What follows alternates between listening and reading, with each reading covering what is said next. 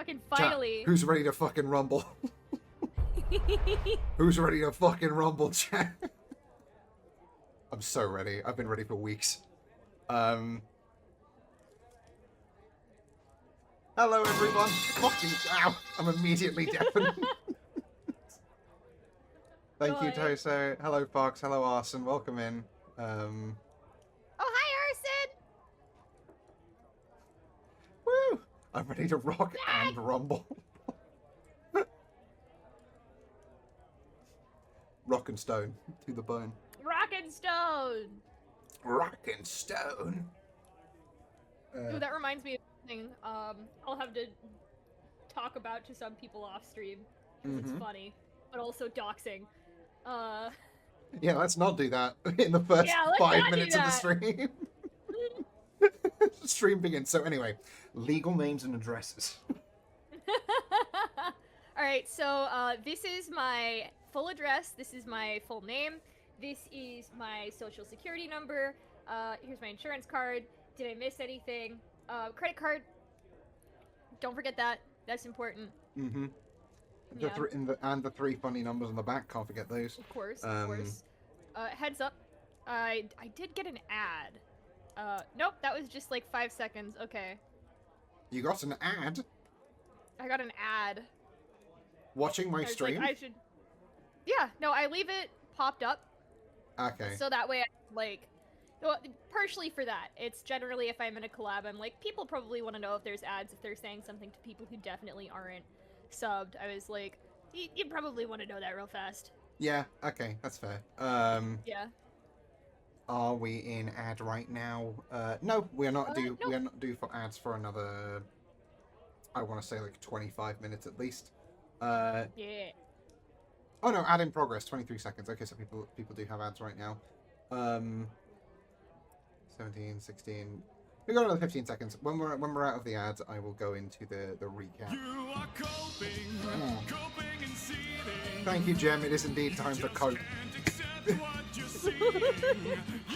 I forget I forget what my sound alerts are. It's been so long since I've streamed that whenever these come up, I'm like, oh, I thought I had a sense of humor a while ago, huh?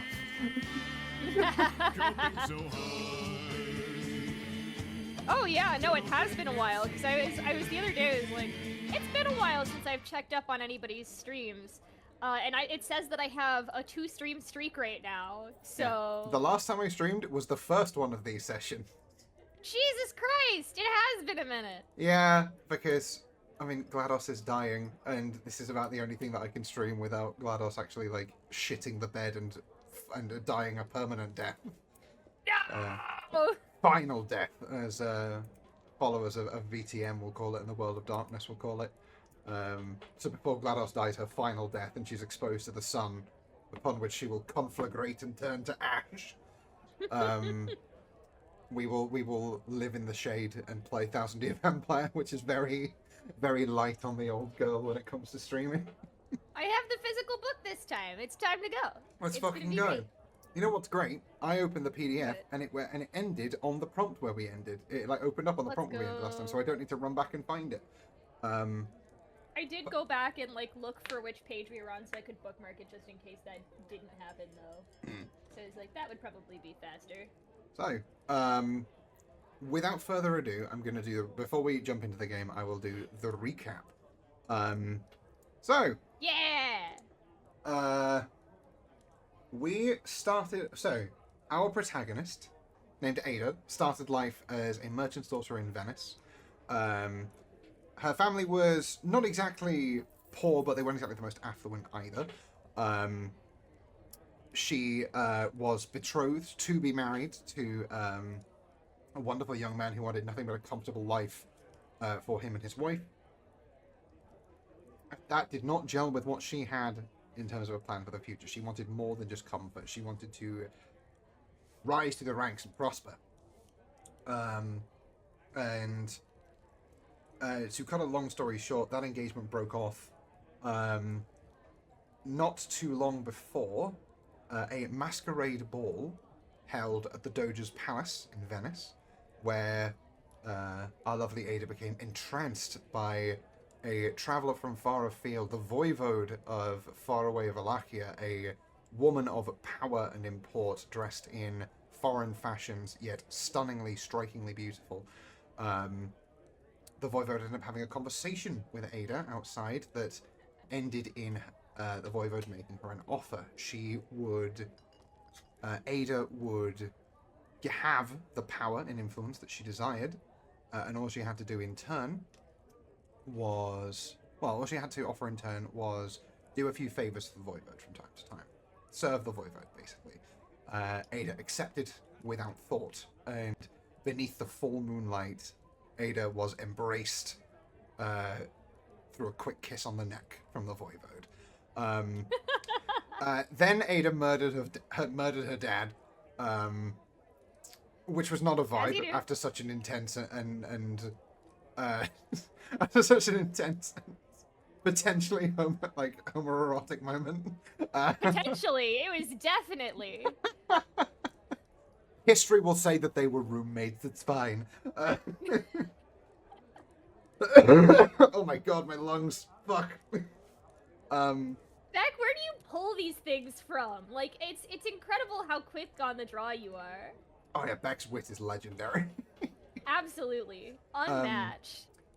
Then Ada spent like 3 days like shivering in a dark hole that was the voivode's apartment. While the voivode No, 2 basically weeks. it was 2 weeks. I just Jesus. rewatched it. Yep. Yeah. But 2 weeks in a dark hole, which is the voivode's apartment, while they basically nursed her to some sort of normal state of being. Ada then went home and immediately murdered her sister. So that's 2 family members down in the space of a fortnight. We love to see.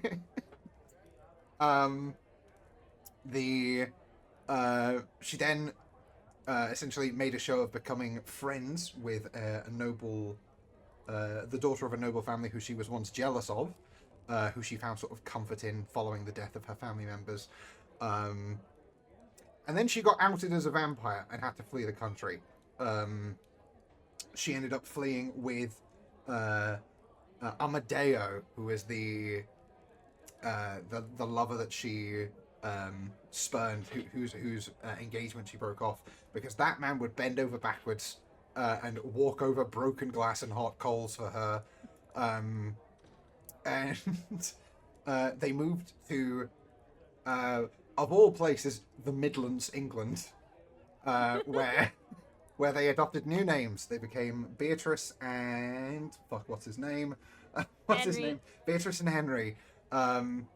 They, while living in the medieval Don't worry, town. I also wouldn't have remembered if I didn't rewatch the majority of this. I had to recap. Starting. I really had to recap myself, and even then, there were parts that I missed. It's okay. I have time for the last hour, so I'm relying on you. Yeah. Well, I know a lot more about the last hour because that's all the recent memories.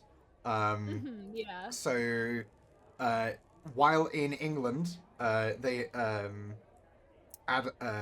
Ada, now Beatrice, encountered another immortal. She encountered the Telmere, who famously appeared in episode 3 or episode 2 of this series on YouTube. Beck's immortal, the immortal that turned Gareth of Brum into a vampire. Which is really good, and you guys should watch it. It is. You really should. That VOD doesn't get anywhere near the attention it deserves. Watch that VOD. Watch that VOD. Watch that VOD. Anyway, all the VODs are available in the YouTube, in the announcement section of the Discord. By the way, we have a Discord server, !Discord. Where was I? Oh yeah, you encountered the Telmere. He basically offered you arcane knowledge of like vampiric techniques, like vampiric thaumaturgy, in exchange for a shiny trinket of yours. And then you killed the guy and blamed it on him, and that set Beck's entire character story into motion. Yeah. Meanwhile, you had to flee the country again. As you have Which was actually unrelated. That happened later for unrelated reasons. Yeah. Oh, either way, you ended up having to flee the country, but you had been keeping in touch with the voivode, as you said you would. And after a time, the voivode basically Did the Voivode invite you to Paris? I forget. I know you had to flee that's somewhere. what it was. Oh, the it was yeah. like, yeah. Basically, Yeah, there was because this was the same time. This was the same time Gareth of Brum was doing his bone shit. That is true. Yeah, this is around the English Civil War. So Gareth of Brum was hiding away in the basement of a church, speaking to a weird bone. Meanwhile, Beatrice was getting invited to vampiric aristocrat parties in Paris. So Yeah. you upped and moved to Paris, and you've been living there basically since the start of the Napoleonic Wars. The way you described that felt like a Family Guy cutaway gag, by the way. What, the Gareth of Brum hiding away in a basement talking to a bone? Yeah. Amazing. Yeah, I want to see that. Oh man, we're taking refuge in the middle of war. Doesn't this suck? Hey, it could be worse. Cuts away to him with his fucking bone in a crypt. Yeah. Like going full Gollum, just like, precious. Yeah. What are we going to do, precious? And then it blows up and he just becomes normal instantly. Then he throws the bone against the wall, it shatters and does some spooky shit, and then he's like, wait a minute. What was I doing again? And like just completely back to a normal voice. This is worse than the time I got lost in an English church. Oh my god.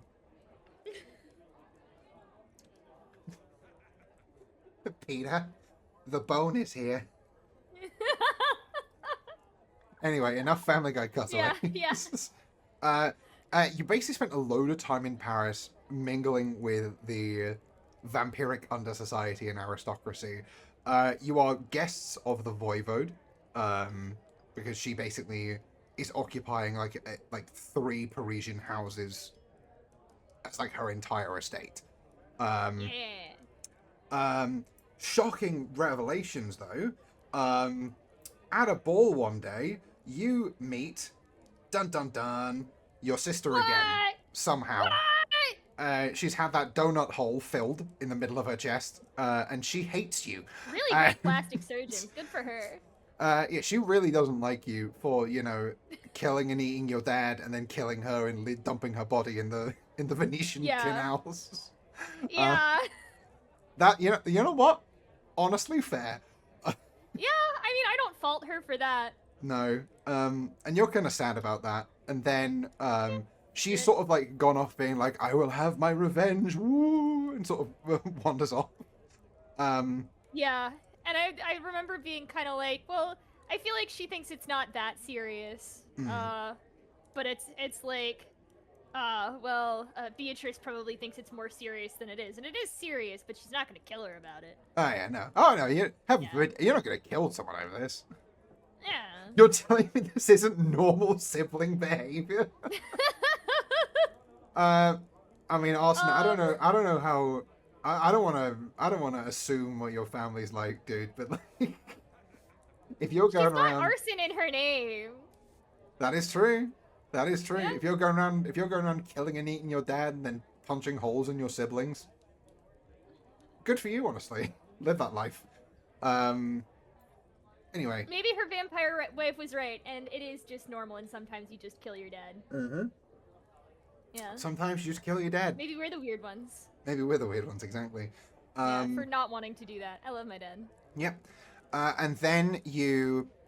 And now I can't remember the reason for this, but you then decided to kidnap an elder vampire named Lord Jacques Montpellier. I'll read out this verbatim because I think it was quite clear it was almost 4 o'clock in the morning when I wrote this.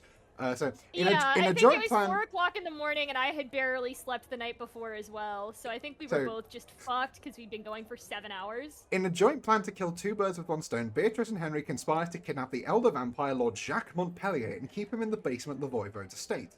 The interrogation is poorly executed and ultimately doesn't get very far, so the pair decide to simply keep him there until he gives up and gives them what they want.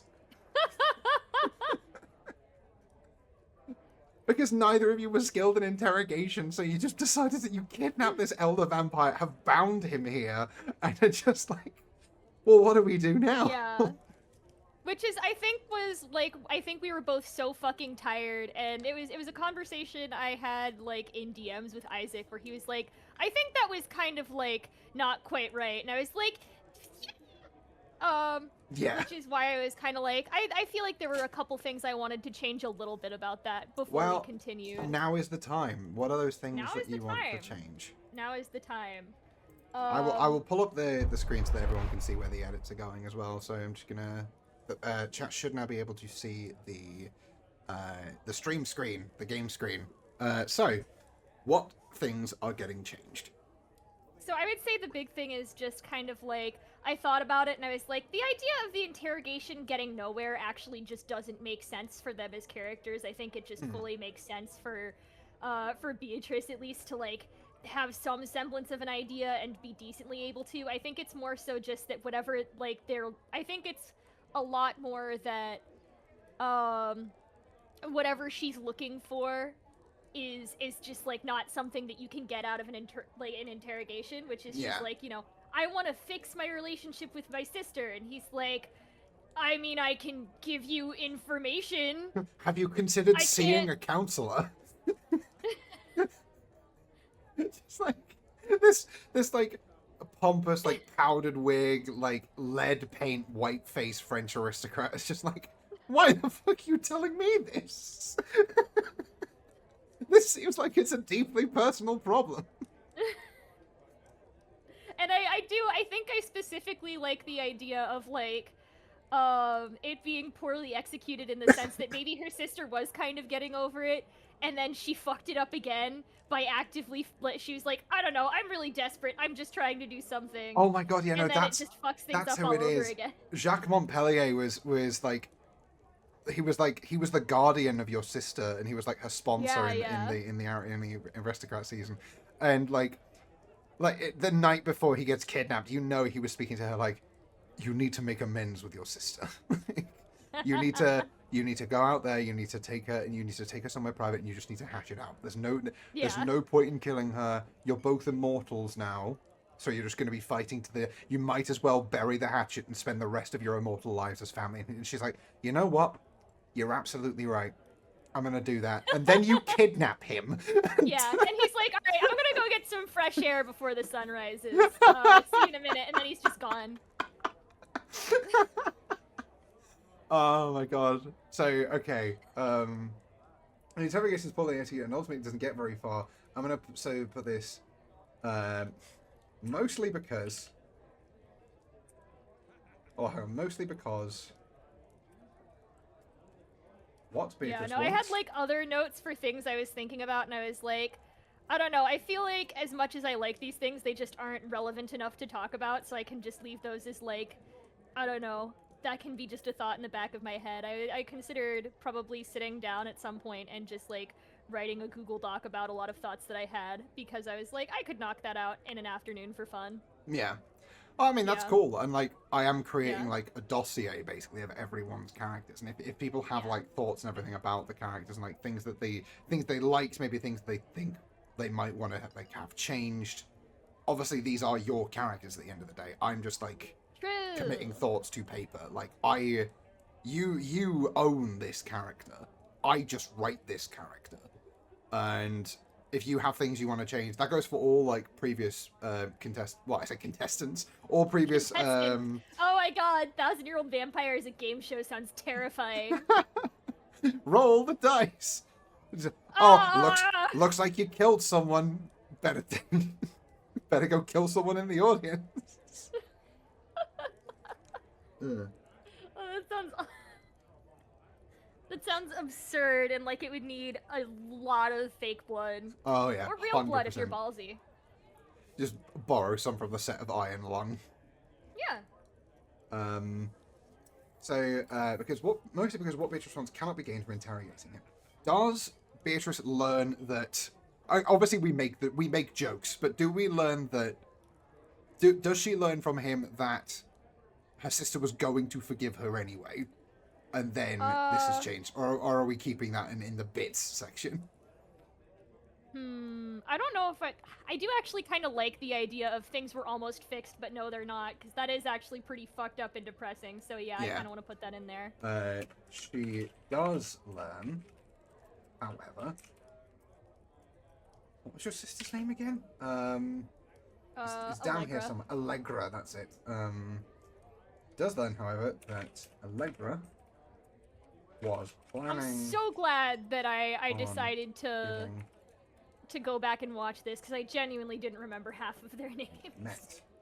I think I'm forgiving her the next time that they met. Now that patron kidnapped. And I think notably this comes up a day or two in, so it's like, well, she's not gonna do it now. Yeah. So then it's like, well, we might as well just keep you here. That it has just fallen. Gets worse. Well, so that will likely not follow. And so you decide to keep them there. Yeah, so it's basically just like, well, it's sort of almost like in frustration. It's like, well, Yeah. I guess I'm keeping you here then. It's like you're just, I can't exactly get rid of you and release you. Yeah. In her frustration, Beatrice decides to keep Montpellier there. Decides to keep Montpellier prisoner. Unsure what to do. Because you might have an idea later. Yeah. Thank you for the posture check, Arson. Oh, my posture has been fucking terrible. I've since the last stream, I've realised that my monitors were really low down on my desk, and as a result, I was like hunching over to look at them properly, and it was like ruining my posture. So now I've got some. I don't know what they're called. I call them like desk platforms to like put the monitors on. And so now I have a much better sitting position. Those are the best. I have them built into my desk. My old one didn't, and it was like, I felt a marked change in my posture. I was like, this is way better once I got them. And thank you for the hydrate, Dan. Welcome in. Junker the Goblin is next in the queue after the first episode of season 1, first episode of season 2. So. Hi, I'm excited to see what you do. Dan has already gone over his like character concept with me, and it is very exciting. I'm very excited to run that game.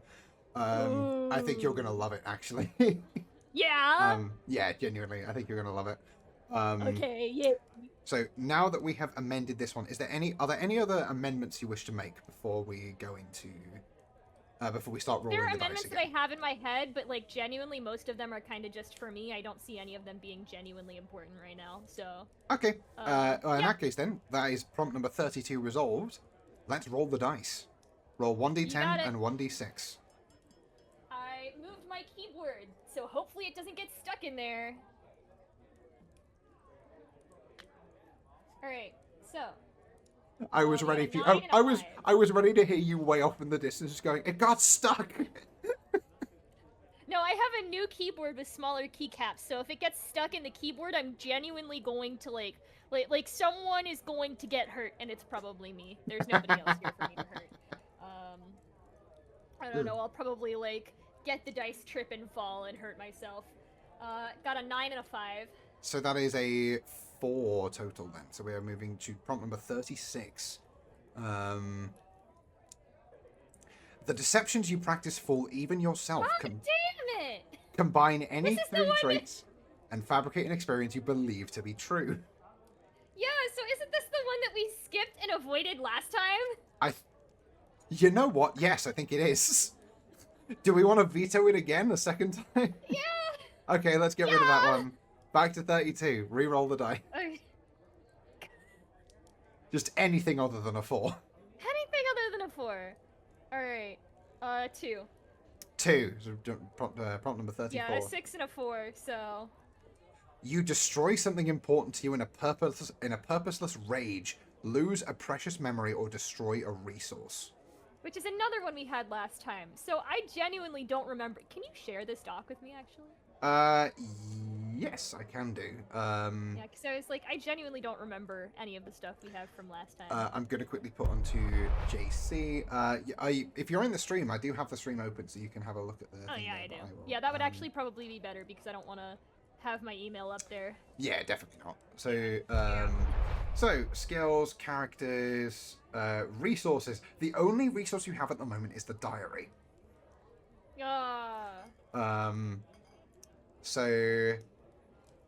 So it's and then lose a precious memory. So it's one of the ones that we've already got. So it's either you lose a precious memory from your memory slots, or you lose the diary and lose how many were in the diary actually? There's 1, 2. There are 2 memories in the diary at the moment. If you come back to one yeah, we did already resolve this. That's right. What? This is one we did last. Yeah, we did this last time. That was the one where it was like I destroyed the memory of Adelaide.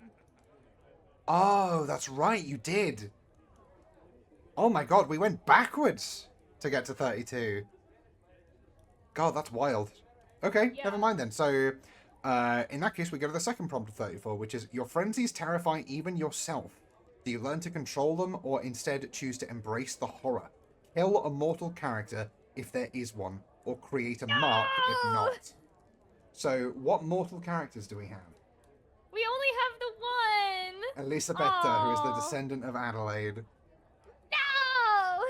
So, you're like becoming unhinged, basically.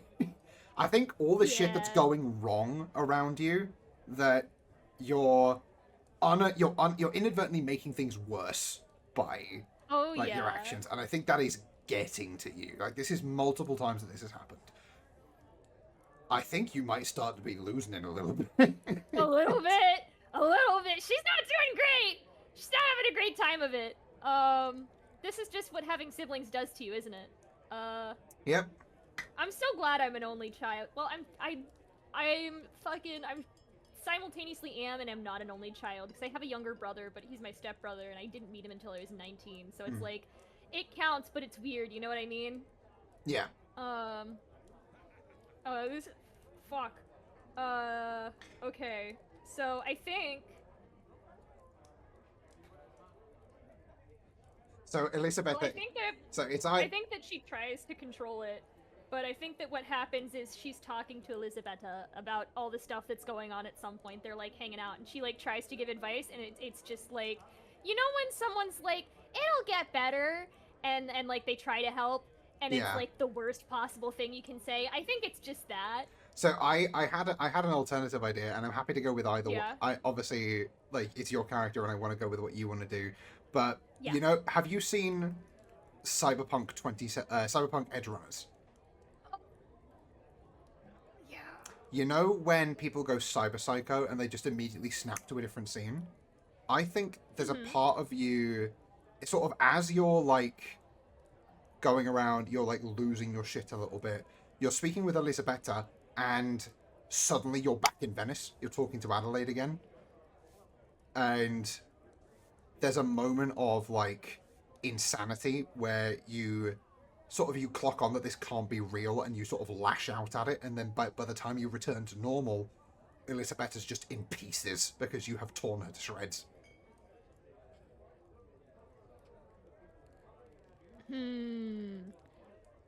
I do kind of like that because I think that calls back to like the beginning with her dad and stuff. Yeah. And I think that's kind of cool.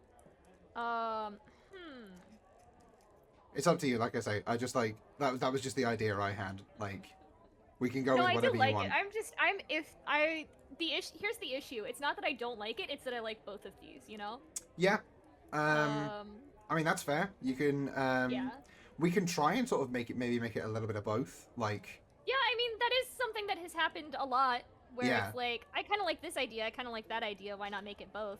Like, I don't see why it can't be a point of like, hey, increasing stress regarding talking about this, and then it happens, you know? The maybe that's like advice that Adelaide gave Yeah. her all those years ago. Is that like, oh, don't worry, it'll get better. And I think in that moment, that's maybe when you like are snapped to this, because obviously you've forgotten the memories of Adelaide, but like Yeah. hearing it said in a voice that is almost like note for note identical, it's like pulls you into that sort of fugue state, Yeah. sort of like starting to unravel. Ooh, yeah. And so hold on. In the Return of her sister, in Allegra, Beatrice sees herself amplified to 11. In this situation, she's more of herself than Adelaide. I'm trying to see whether this goes into a. Okay, the next night she meets a young noble woman at an event who bears a striking resemblance to someone she can no longer remember. She takes a shine to this young girl and takes her under her wing, providing assistance to her as she navigates the social season in Paris. Okay, so yeah, it can go on to this memory here. So like, let's sort of let's just begin writing this out, because that was the best way to sort of workshop this is to actually put it on paper. So in the midst of all plans unraveling,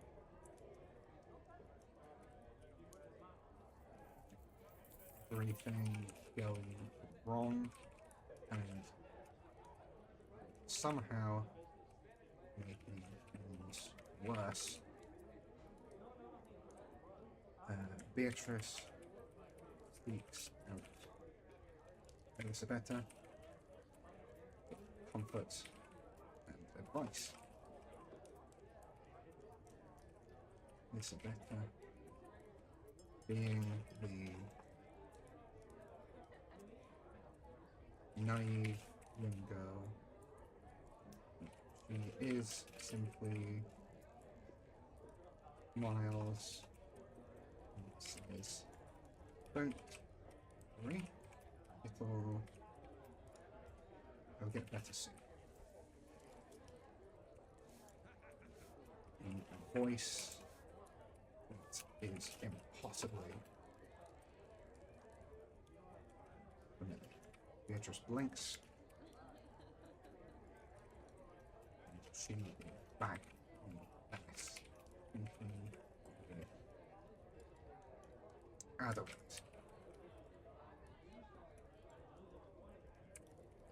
Black dress. Following the death of sister centuries ago.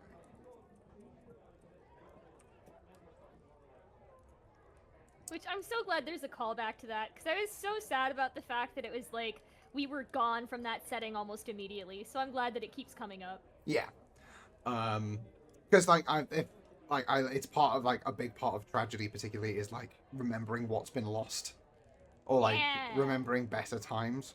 Like just following the death of her sister centuries ago. Beatrice knows this cannot be. The smell of found is like she is back.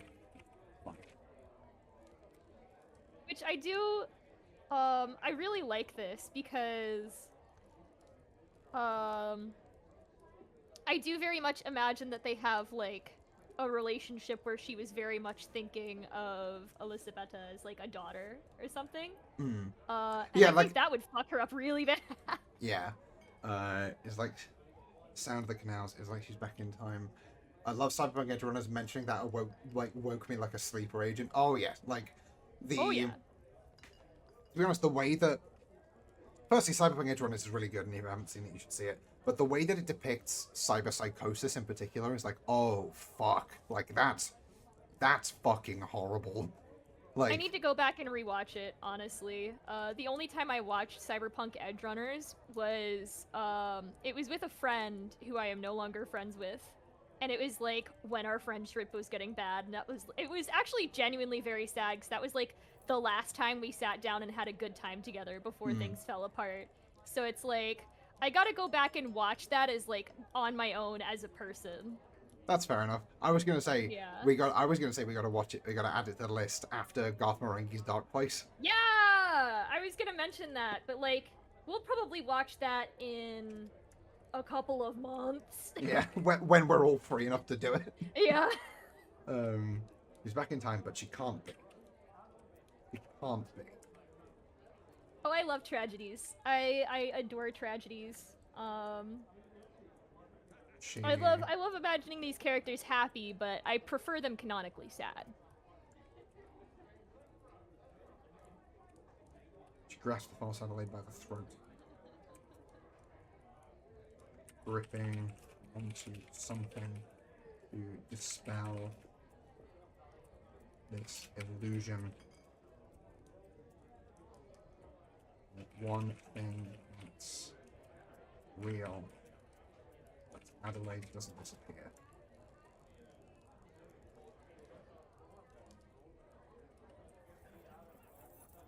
She cries. Beatrice tears her apart. Oh, by the way, I Destroying wanted to insert this real fast for like a quick 2 seconds, just because I was like, this is something I meant to mention earlier. I've been keeping up with stuff for so you've met a 1,000-year-old vampire thing, right? Oh yeah. Apparently the project has gotten so ambitious that he has split it into 2 separate books. One that is like the prompts and stuff, and then like a second one that's an add-on for like a bunch of different stuff in it, because it is getting so fucking large that it's like I'm so here for it though. unusable as an individual book, which is Yeah. so cool. That is really cool. Isaac, hello dude. You've not missed Isaac! much. This is the first prompt since we've started this again. Yeah. Destroying Keeping in the time frame that we had last time. Honestly, a little faster. It's not even an hour, and we've done one whole prompt. I'm so proud of us. He blinks again, and he is back in Paris. Elisabetta is in messy pieces. How does Beatrice react to destroying the closest thing that she's had to a daughter in an insane sort of fugue state? Well, I think that she 100%. It says, do you learn to control them or instead choose to embrace this horror? Yeah. I think that she doesn't exactly learn to control it, but I think she tries her best to at least turn it on. I think she tries to conceal it at the very least. She probably like mostly talks about it in confidence, you know, with her husband and her wife. I forget that that's their relationship right now. You have her husband who is like, again, will walk over broken glass and hot coals for her, and then her wife who holds the leash of both of them. Yeah. It's very much like one person on a dog leash being held by the second person, and then the second person is being held on a dog leash by the third person. Yeah. It is very much that. Oh my god. In terms of controlling or embracing, I think that she tries her best to control it. She tries really hard. I don't think she wants to embrace it. I think that it's something she wants to keep under wraps as much as possible, especially because it's calling back to this shame of like, oops, I killed my family again. Yeah. Third time. It's oops. like, and it's in like a fit of psychosis as well. Like you weren't in the same place when it happened as well, and like, but so like, is there like shame? Is there disgust in the like? I'm talking like immediately afterwards. Like what's like you've just snapped back to reality. This person is a fucking bloody mess.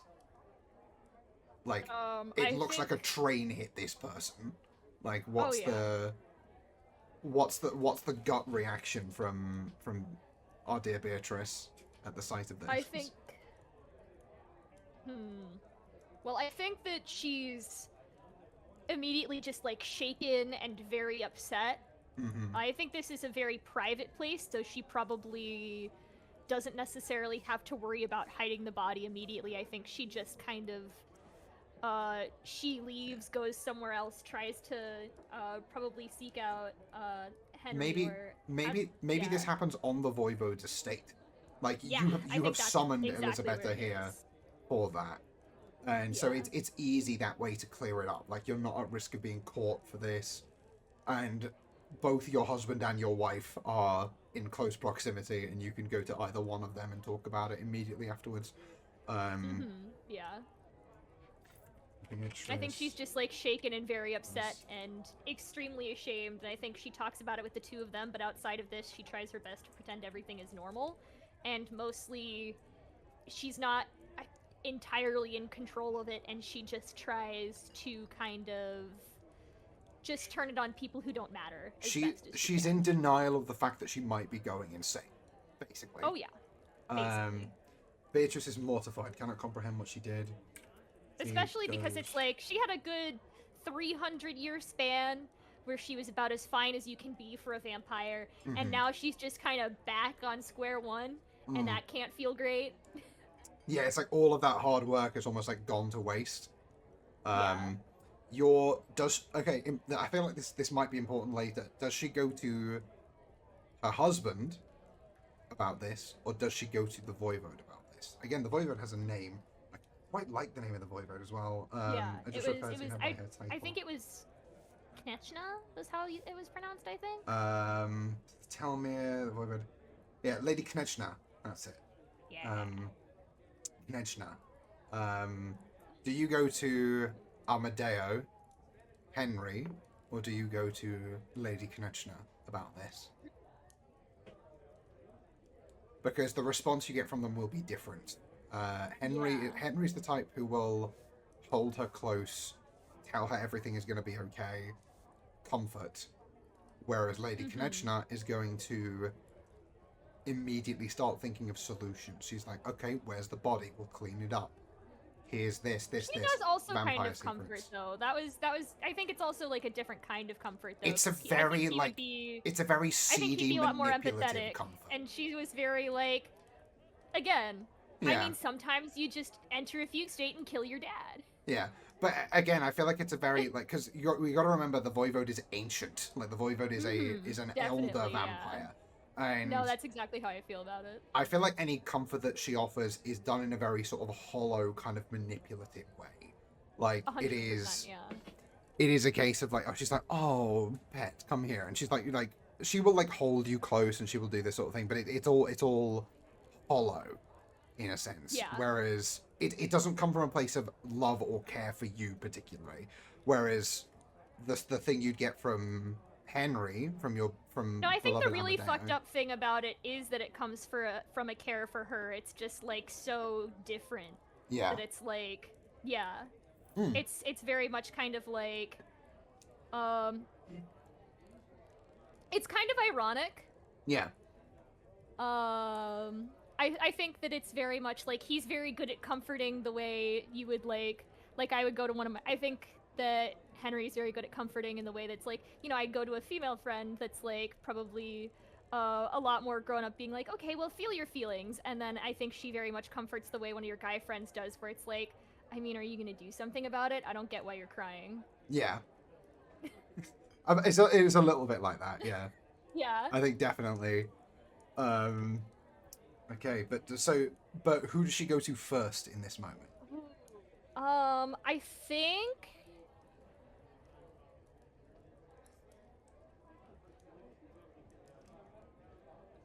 think that she would seek out Henry first, just because it's like,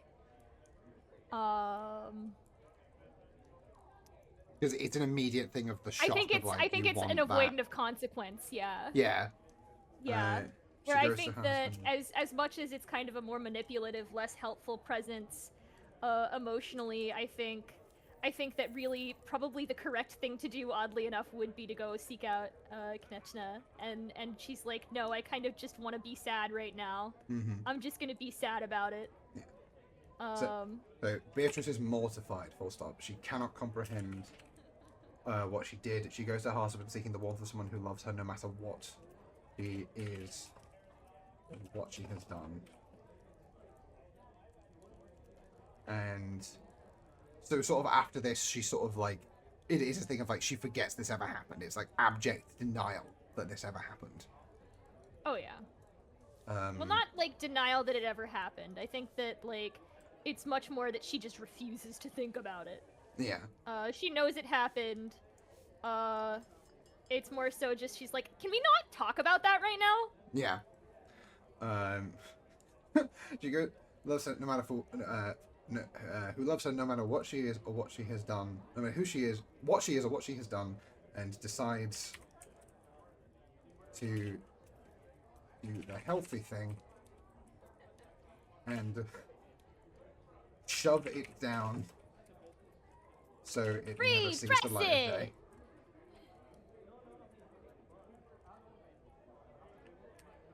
There we go. Yeah. Sweet. I believe that is 3 experiences now in this. So,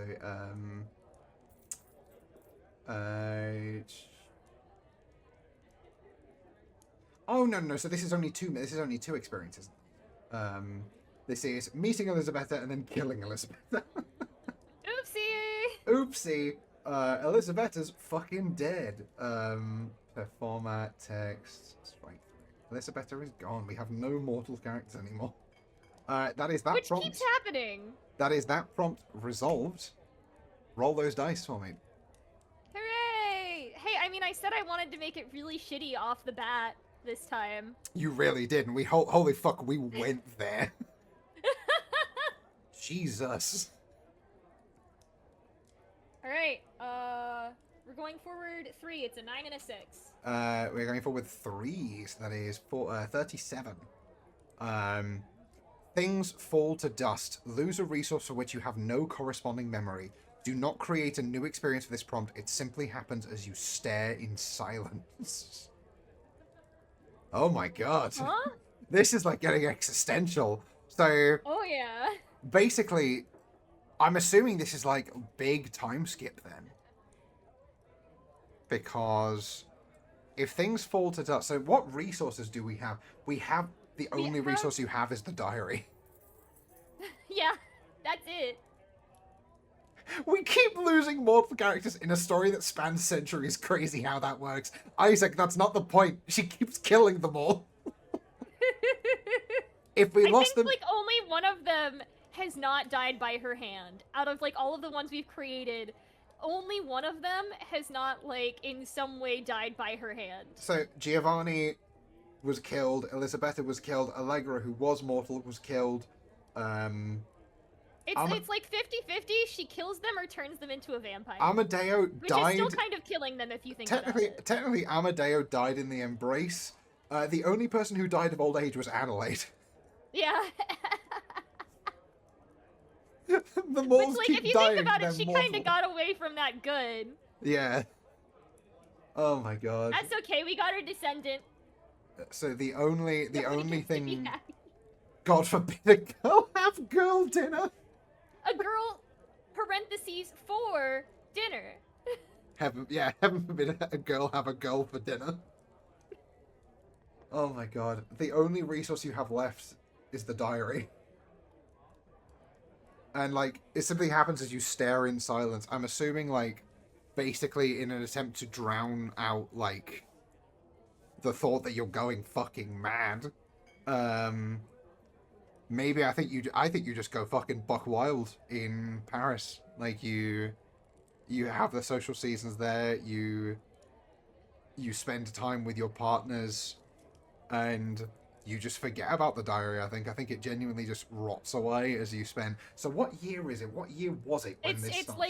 It's like choosing as best as she can not to think about any of the past and very much like indulging in the present. Yeah, like yeah.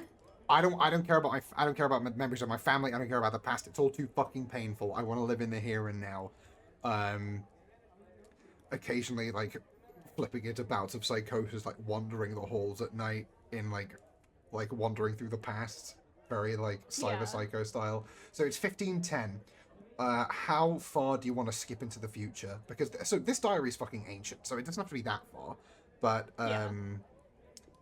Do you think The we could just like skip to the next prompt and then decide? Because I feel like it would probably be more relevant in the next prompt than this one. That's true. Well, so either way, the diary is lost. So Either way, it's gone. So yeah. So we'll. that's kind of the important part here. So. Yeah, so the diary is gone. I will remove. I mean, there's kind of a big, glaring, obvious, like, depending on what the next prompt is, like, where we're gonna skip to. Hold on, format. Where's the fucking highlight function on this? Oh, here it is. Highlight red. Oh, fuck off. Highlight red. Diary is gone. The memories within the diary are going into forgotten. I'm not going to get rid of the diary section because you might just make another one.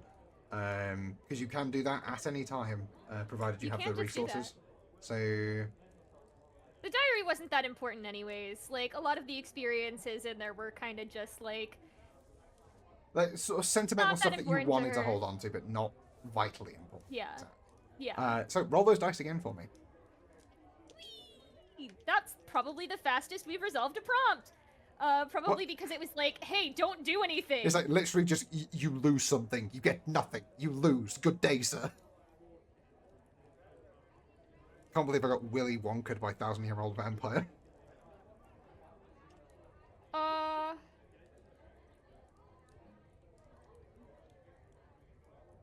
It's 2 4s. So that's 0. Yeah. So we stay on prompt number 37. You are a creature with habits of unknown origin. Lose an unchecked skill for which you have no corresponding memory.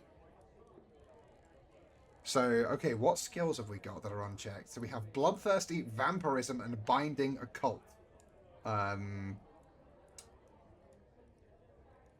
You have memories for all of these. Do we want to re-roll? Because that's kind of a shit one. We don't really have yeah. Let's re-roll this one. Let's re-roll it.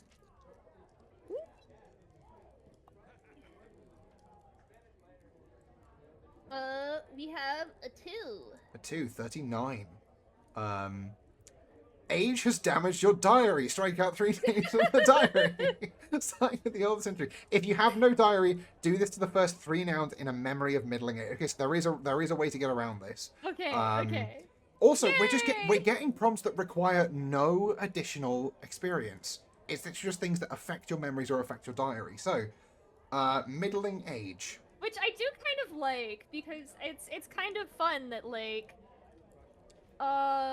It really leans into the I think it was prompt number 37, which is just like, fuck it, we're living in the moment. We don't care about our past anymore. We're living in the present. We don't care what time it is. We don't care what year it is. I'm drinking and fucking and feasting my way through Renaissance era France.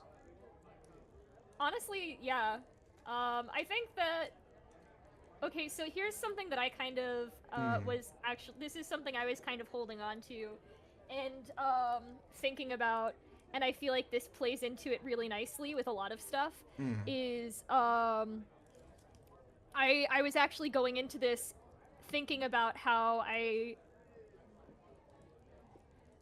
like the fact that there's such a strong theme of, like, okay, you're losing memory, things are kind of just, like, lost to time. Yeah. And I feel like there's got to be something really interesting about the fact, like, things have been, like, not the same, but there have been a lot of things that haven't changed much for her for a very long time. So I like the idea of the second memory where it has, like, Amadeo and Ada have been engaged. I like the idea of, like, striking that out, because that's striking out their names and kind of like a piece of that. And I think it's kind of this loss of, like, hey, things were different at some point.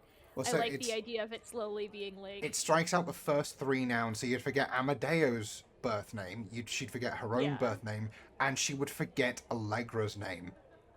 Yeah. Now, Allegra's name hasn't changed, as far as we know. She still goes by Allegra, so the next time you see your sister in Paris, you're not going to remember her name.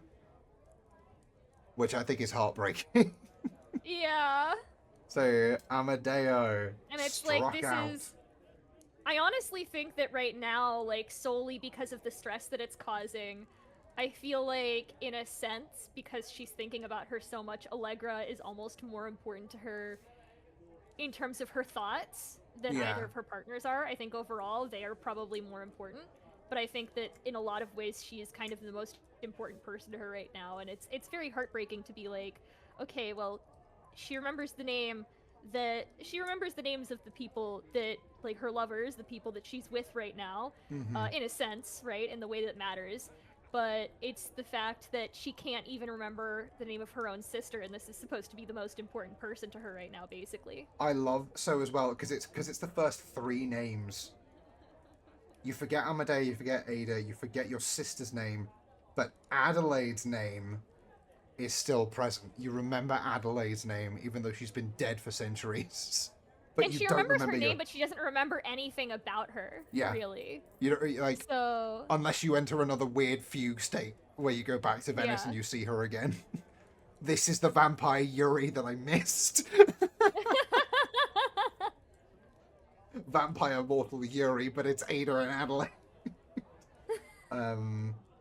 So that is the name struck through. Okay, there's no my beloved doomed bisexual, I love her so much. beloved doomed bisexual. That's so great. The tagline for that's the tagline for Ada. It's beloved doomed bisexual. Okay. Roll the dice again. We don't need a new experience for this one because it's all part of the same one. While I roll, I gotta say, there's a character from a show that I really like who is very explicitly bisexual, and it makes me angry that, like, the fandom just universally calls her a lesbian. It's like, no! One of her most important relationships was with a man! She likes men too! Stop it! Get that out of your mouth! It's an 8 and a 5, so we're going forward 3. 3, That's 42. The meaning of life. I was kind of scared that we were only going to be going forward like 2 or 3 every time, but at least we're moving in a timely manner. We're only at the 1 hour mark. What piece of contemporary technology can you not interact with due to your vampire nature? How do you first encounter it? How does your first encounter with this technology almost get you destroyed? Check a skill. So, now we resolve the time skip. What year is it?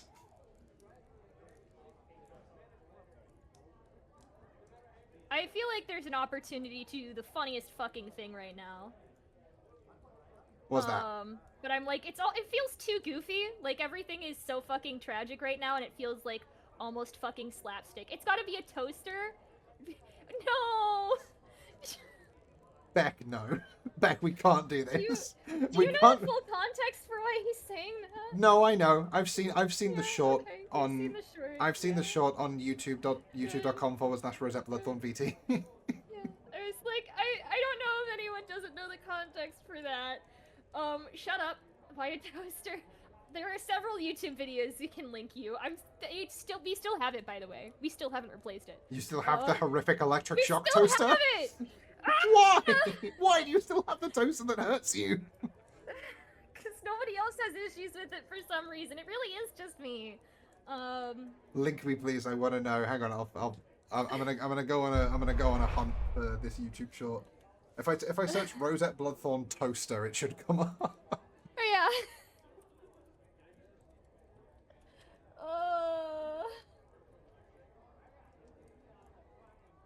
Yeah, my toaster. So there's my toaster is so rude, and then my toaster is still evil. Yeah. I'll put the both thing that in. was truly incredible about that specific set of circumstances that I tried to put in the full, like, compilation of all of these moments is that, so in the first one, the toaster electrocuted me. Second one, my toast almost caught fire.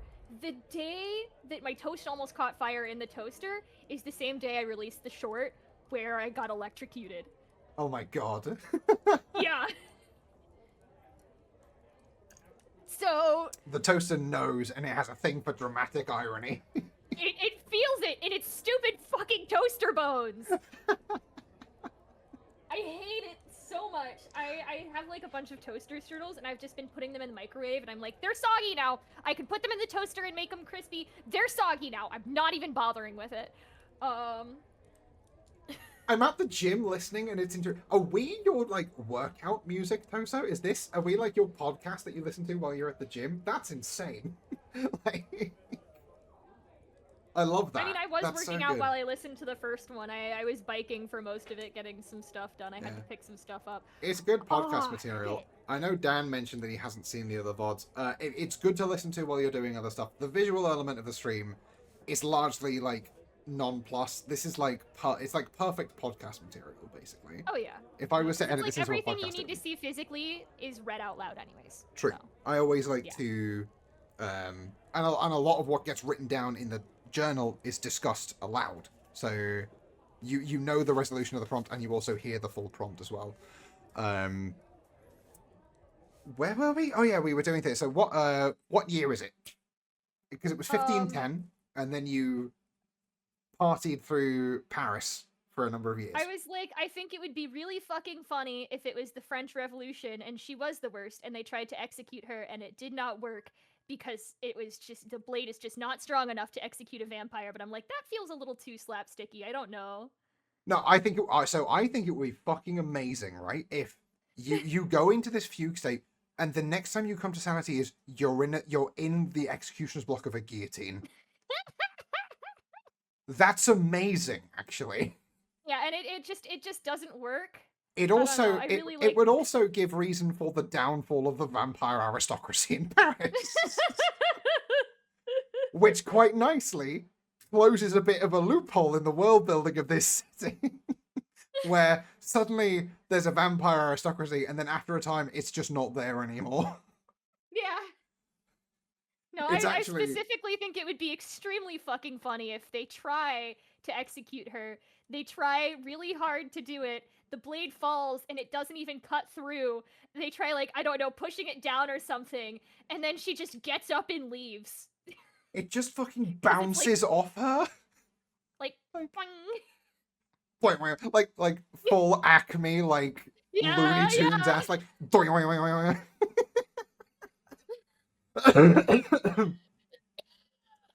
Oh my god! Fuck, my lungs were not ready for this.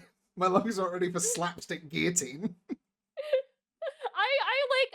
I wasn't ready for this either, because I was fully ready to just, like, buy fully in on tragedy, but I can't pass this up. It's too funny. Record scratch? Yep, that's me. You're probably wondering how I got here. I am too.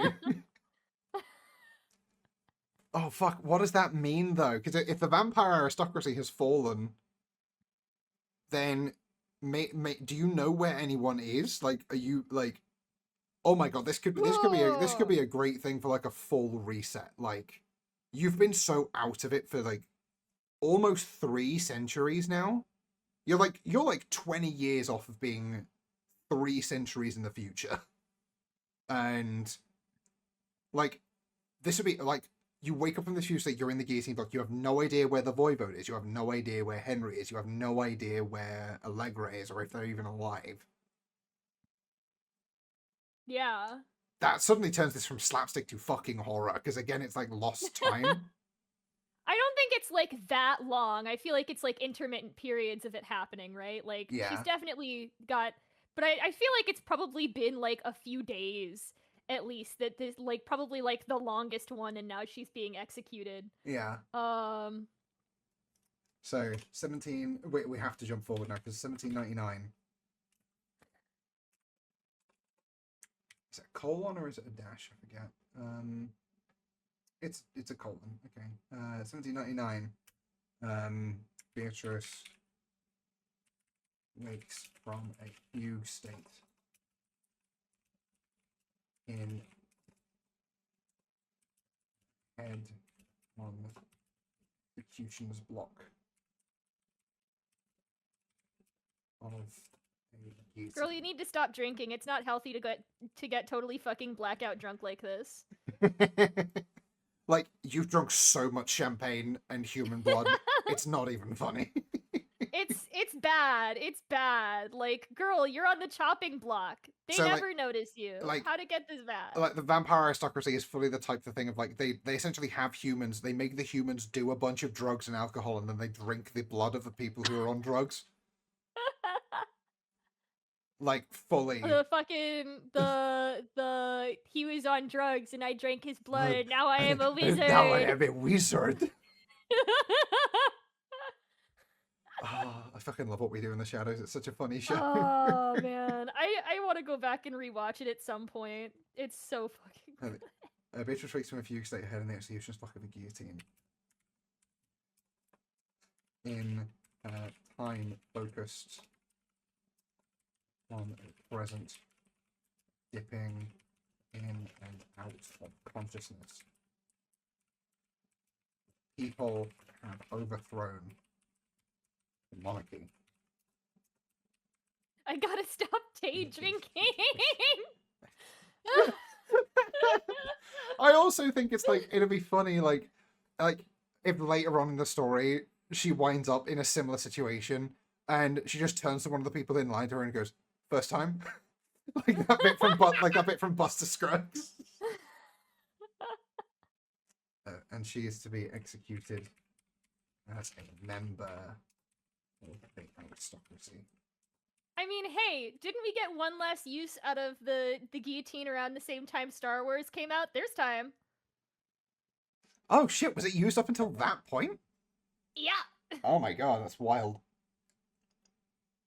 I gotta look this up because I'm pretty sure that's like, I'm pretty sure I've seen that thrown around, but that could just be untrue. When was the last use of the guillotine? Yeah. So maybe I think, okay, so I'm just looking at the prompt here. It says, how did your first encounter with this technology almost get you destroyed? I think you come to sentience, like you come back to fully consciousness right as the blade drops. And before you are fully decapitated, you know how vampires can turn into mist? Yeah. I imagine you basically just like discorporeate yourself in a moment of sort of fight or flight. You literally just like, you're like, what the fuck? Holy fuck! And then like as you're about to lose your head, you just go and you turn into mist or a bat, or you basically just shapeshift and escape. Yeah. Because like I while I love the slapstick idea of it bounces off your neck, the prompt says how does it almost kill you? So yeah. Yeah, that does make more sense. It would be extremely funny. I'd like to believe it could have happened. If she didn't turn into a mist, it would have happened. I believe. Sever spine. Oh, that looks fatal. Weaving through muscle. Also, real fast, the last use was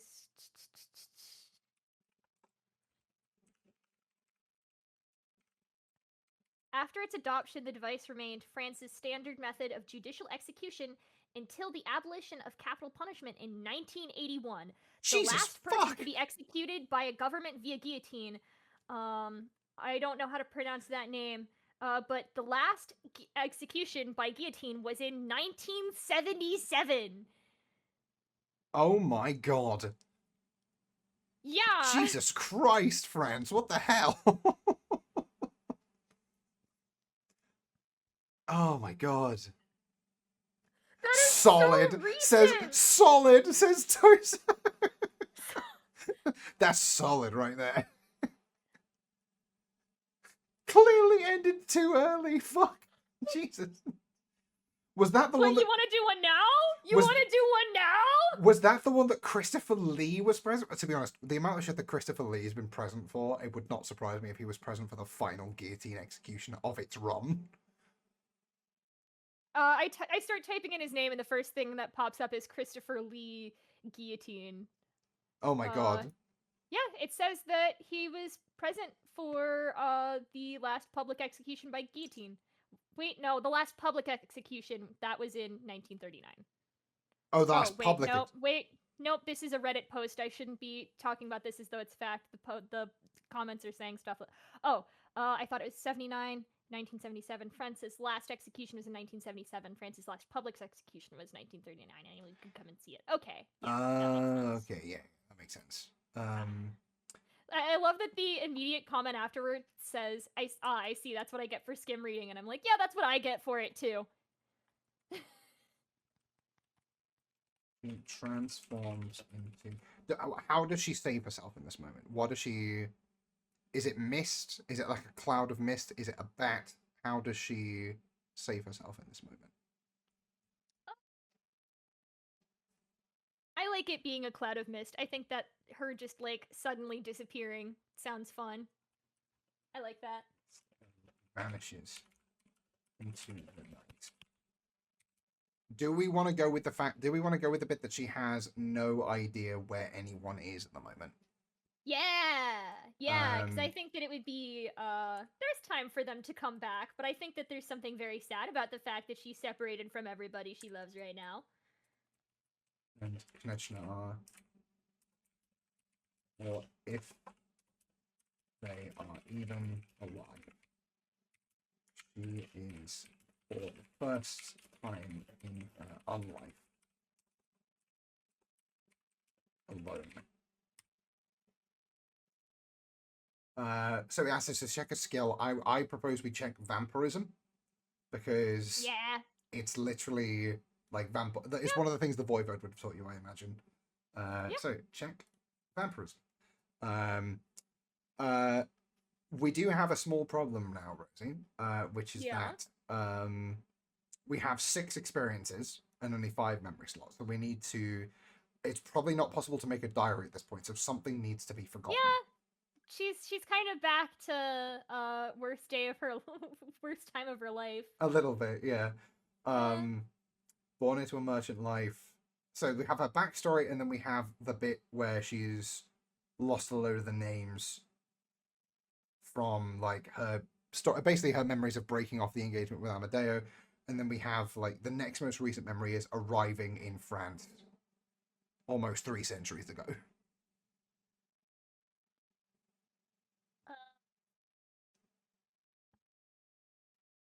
I think I want to get rid of one of the early memories.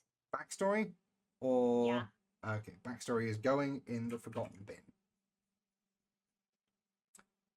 So we've checked a skill, we've created we've forgotten the memory. Actually, hold on. Wait, Ooh. before I make that decision. Can we take a look at the ones that we have, like a slightly closer look? Understood. I will put this one back at the start then. So we have Amadeo and the sort of the breaking off the engagement, and then eventually running away with him after you're found out. 1510. This is you arriving in France with the Voivode. You have your like the introduction to the Vampiric Under Society as part of that memory. You have the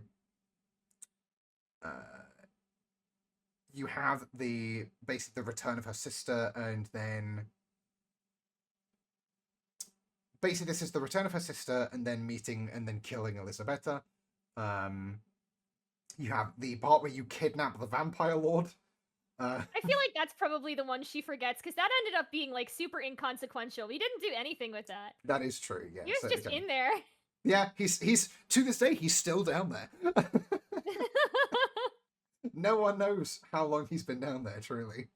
So it's... See, clearly, like a situation like this is just how Willem de Pope ended up in that cave in the first place. That is true.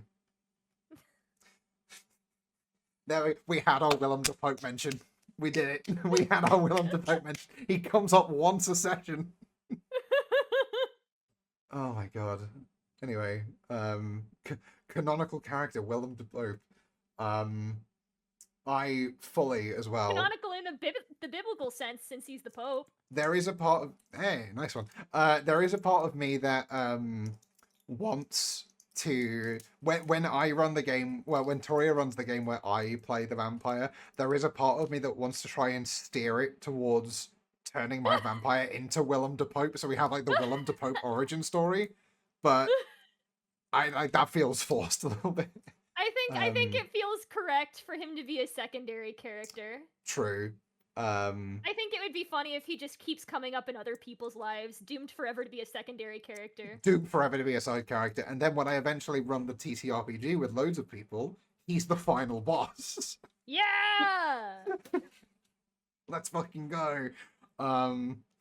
This is where, like, years down the line that actually happens, and like original fans of the series are gonna be like, I was there in the finale of season 1 where they joked about this. Cool, we have resolved this prompt. Roll those dice for me again. That felt Alright, and let me drag that one out because that fell a little far back.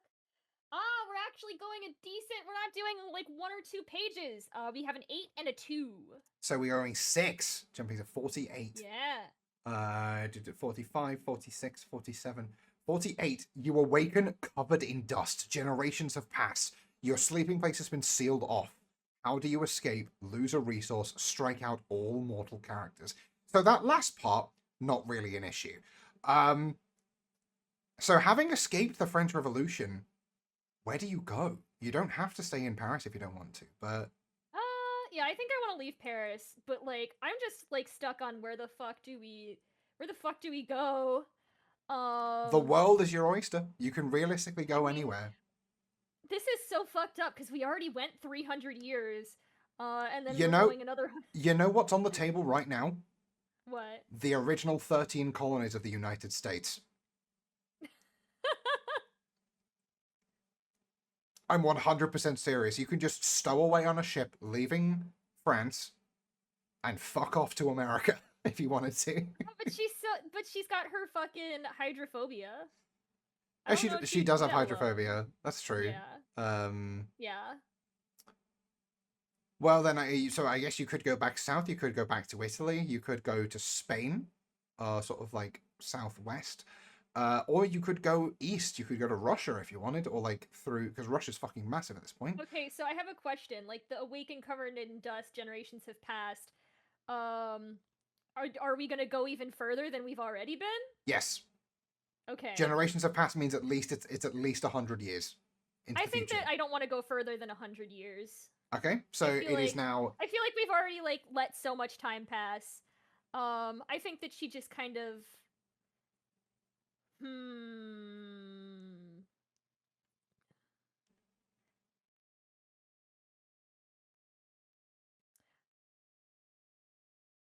I don't. I'm on the struggle bus with this one.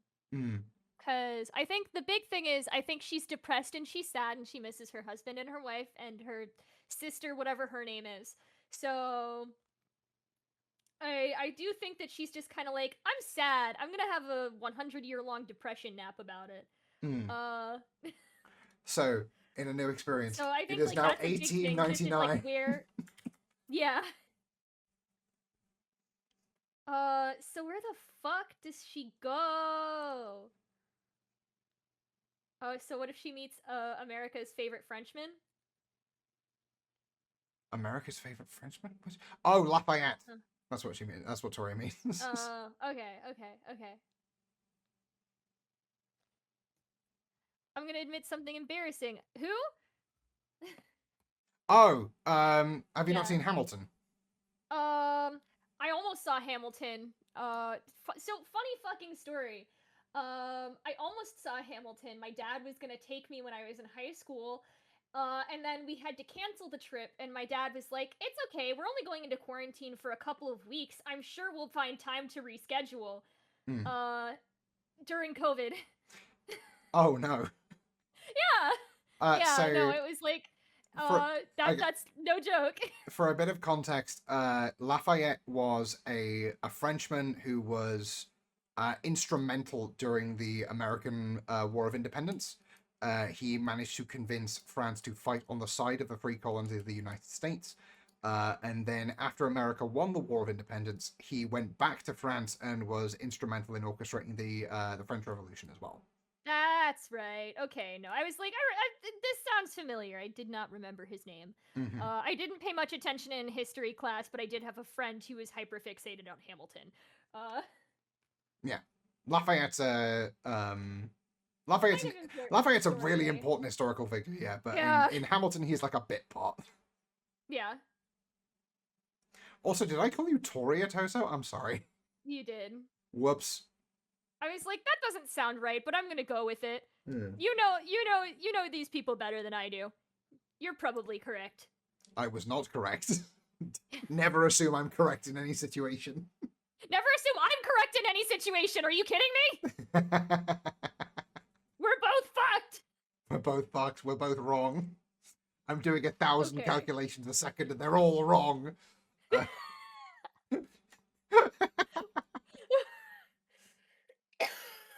right. Let's have a look. Who else is buggering around at this time then? So that would be Okay. Yeah.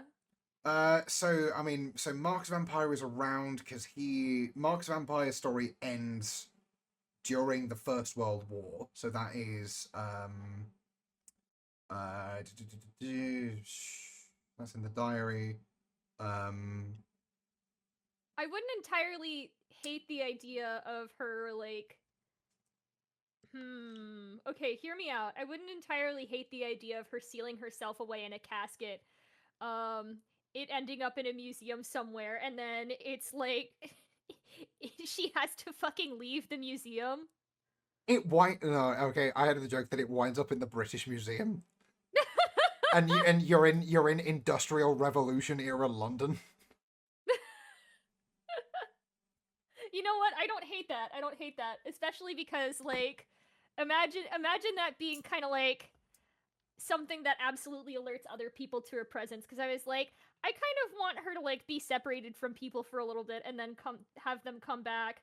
I wouldn't hate the idea of her just kind of like escaping in the night and someone going, "What do you mean a corpse got up and got out of the casket?" and like attracting the attention of a bunch of people it shouldn't, and also a couple it should.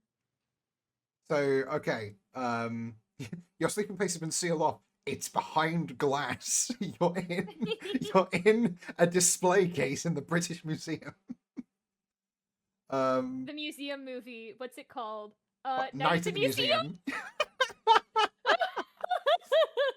So also like Night at the Museum is just based off of this. So because this is Victorian era London as well, we are at the peak of like penny dreadfuls and like horror stories being much more like available in like sort of the modern time, like much more publicly available. So the fact that like an ancient sealed coffin in the British Museum broke open and then something broke out from the inside, that's fucking going wild in like, in Victorian era London. Holy shit. That's inspiring Dracula is what that's doing.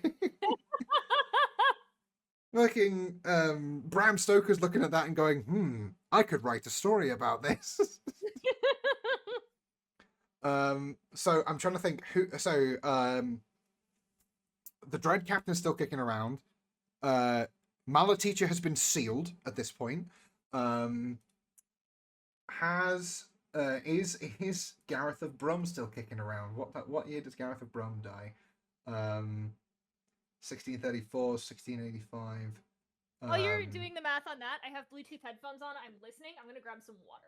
That's fine. To be honest, I'm probably going to go for a break as well because I need to grab another drink. My water is also empty. It's important to hydrate, guys. I will BRB.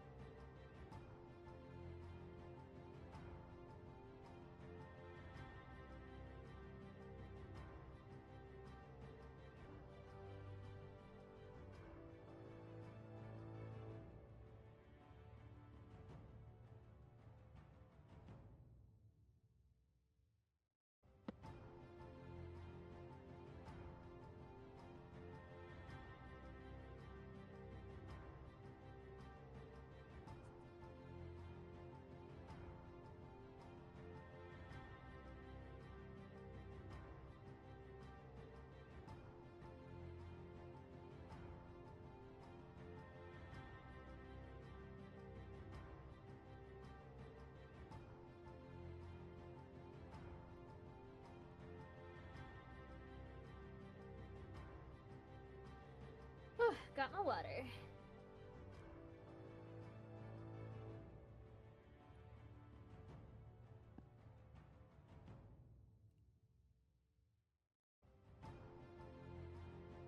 Oh wait, can you hear me?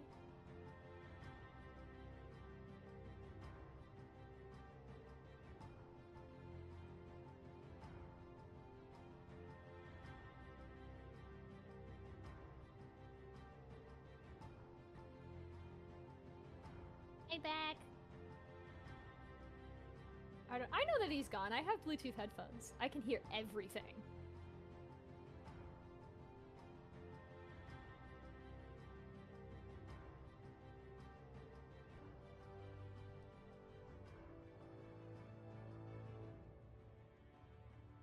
Water's pretty nice. Up until now, I'm gonna tell you guys something. For both of these, I was like, I'm gonna get myself a treat because this is a lot of fun. So I've gone to the store and gotten myself like a couple of chicken tenders from the Publix deli and a soda both times.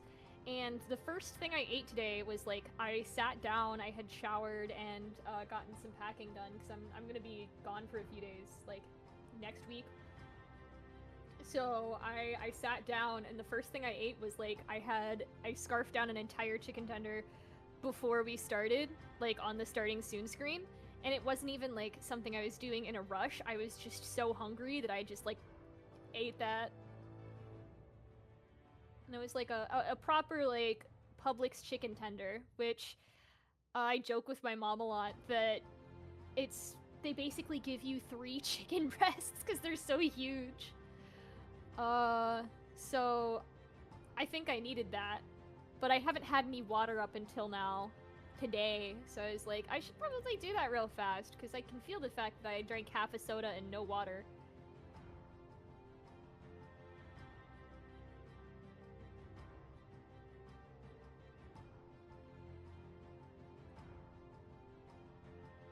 No, I don't want to be chicken tendies. Too fucking bad. I've been excited about this for a while, and I'm having a lot of fun. This has been really nice. I like that I have the physical book this time. I have like a little tiny notebook that I'm gonna use to play my own game, my own first solo game, because I was like, I want to do this by myself. I think that would be a lot of fun. And it's really small, and I think just barely big enough that it's like I can contain an entire one of these games in it, because it's like 30 pages maybe, and it's kind of small and it fits in your pocket. And I kind of want to have it and just have someone find it, because I think it would be really funny for someone to find my fucking unhinged fake vampire diary. Like, what the fuck is this? Such a gorgeous book. It is probably one of the nicest things I own. Yeah, get food!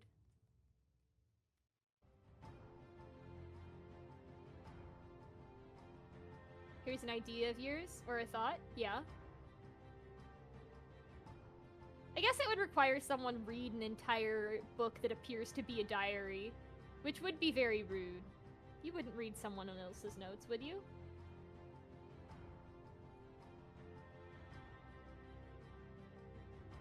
Imagine far in the future where society finds our stuff as relics.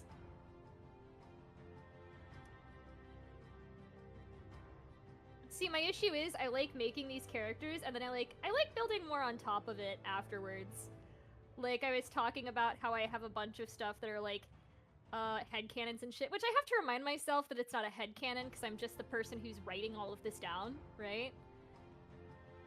So it's not a headcanon. This is just additional content that is canon. But after this, at some point when I have some free time just for fun, I want to sit down, listen to the whole thing, and write just a bunch of notes on little things that I think. Just like about characters and like interactions and stuff. Just little thoughts that I have. So unfortunately, any sort of mystique about like, is this a real vampire's diary, would be immediately ruined by the back page that is just an appendix of headcanons about this character that I wrote down. Which isn't a thing I think I would inevitably do for all of these characters. This isn't a headcanon, this is just a Glock.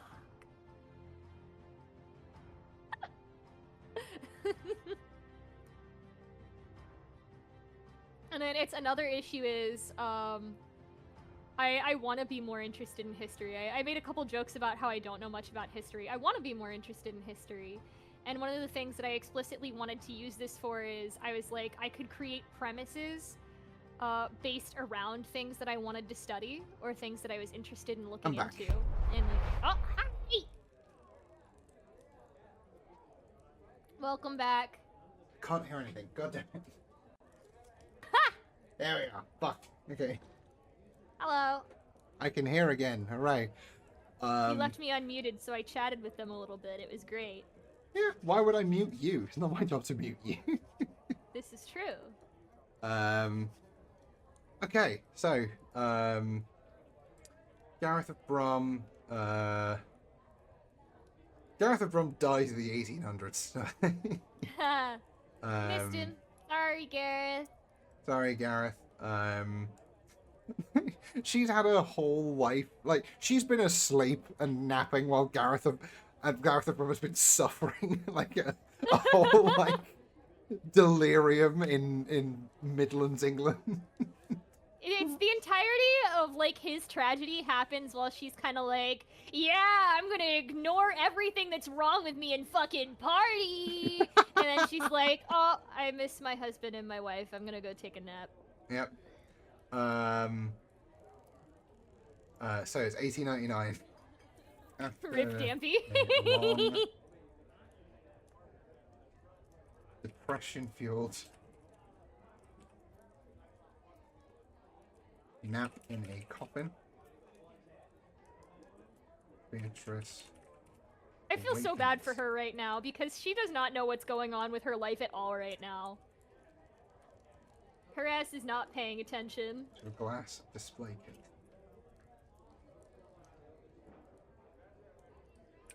Throwing aside the lid of the coffin, shattering the confines, he steps onto cold stone ground, surrounded by skeletons,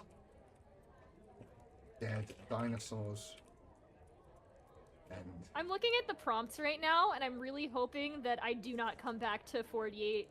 I would be okay with coming back to 48 once, but not twice. Jesus Christ. so, okay, what the fuck is this about? In your long dreaming, you discover a path to the lands beyond the real, a fantastic place of enormous terror and great beauty. You may abandon this earth and go where none may follow. Leave behind all characters' marked resources except a silver sword, and return to prompt 10. Proceed forward from there as an unmarked vampire in a realm of dreams. If you land on this prompt a second time, you awaken and can never return. If you do not travel to this dreamland, you instead take the resource, a handwritten book of fantastic dreams. That's wild. You basically play out Yeah. a dream sequence. Nap time! Nap time. Long depression-filled nap in a coffin. Beatrice awakes to a glass display case. Throwing aside the lid of her coffin and shattering her confines, she steps into a cold stone ground surrounded by the skeleton of dead dinosaurs and long dead Egyptian pharaohs.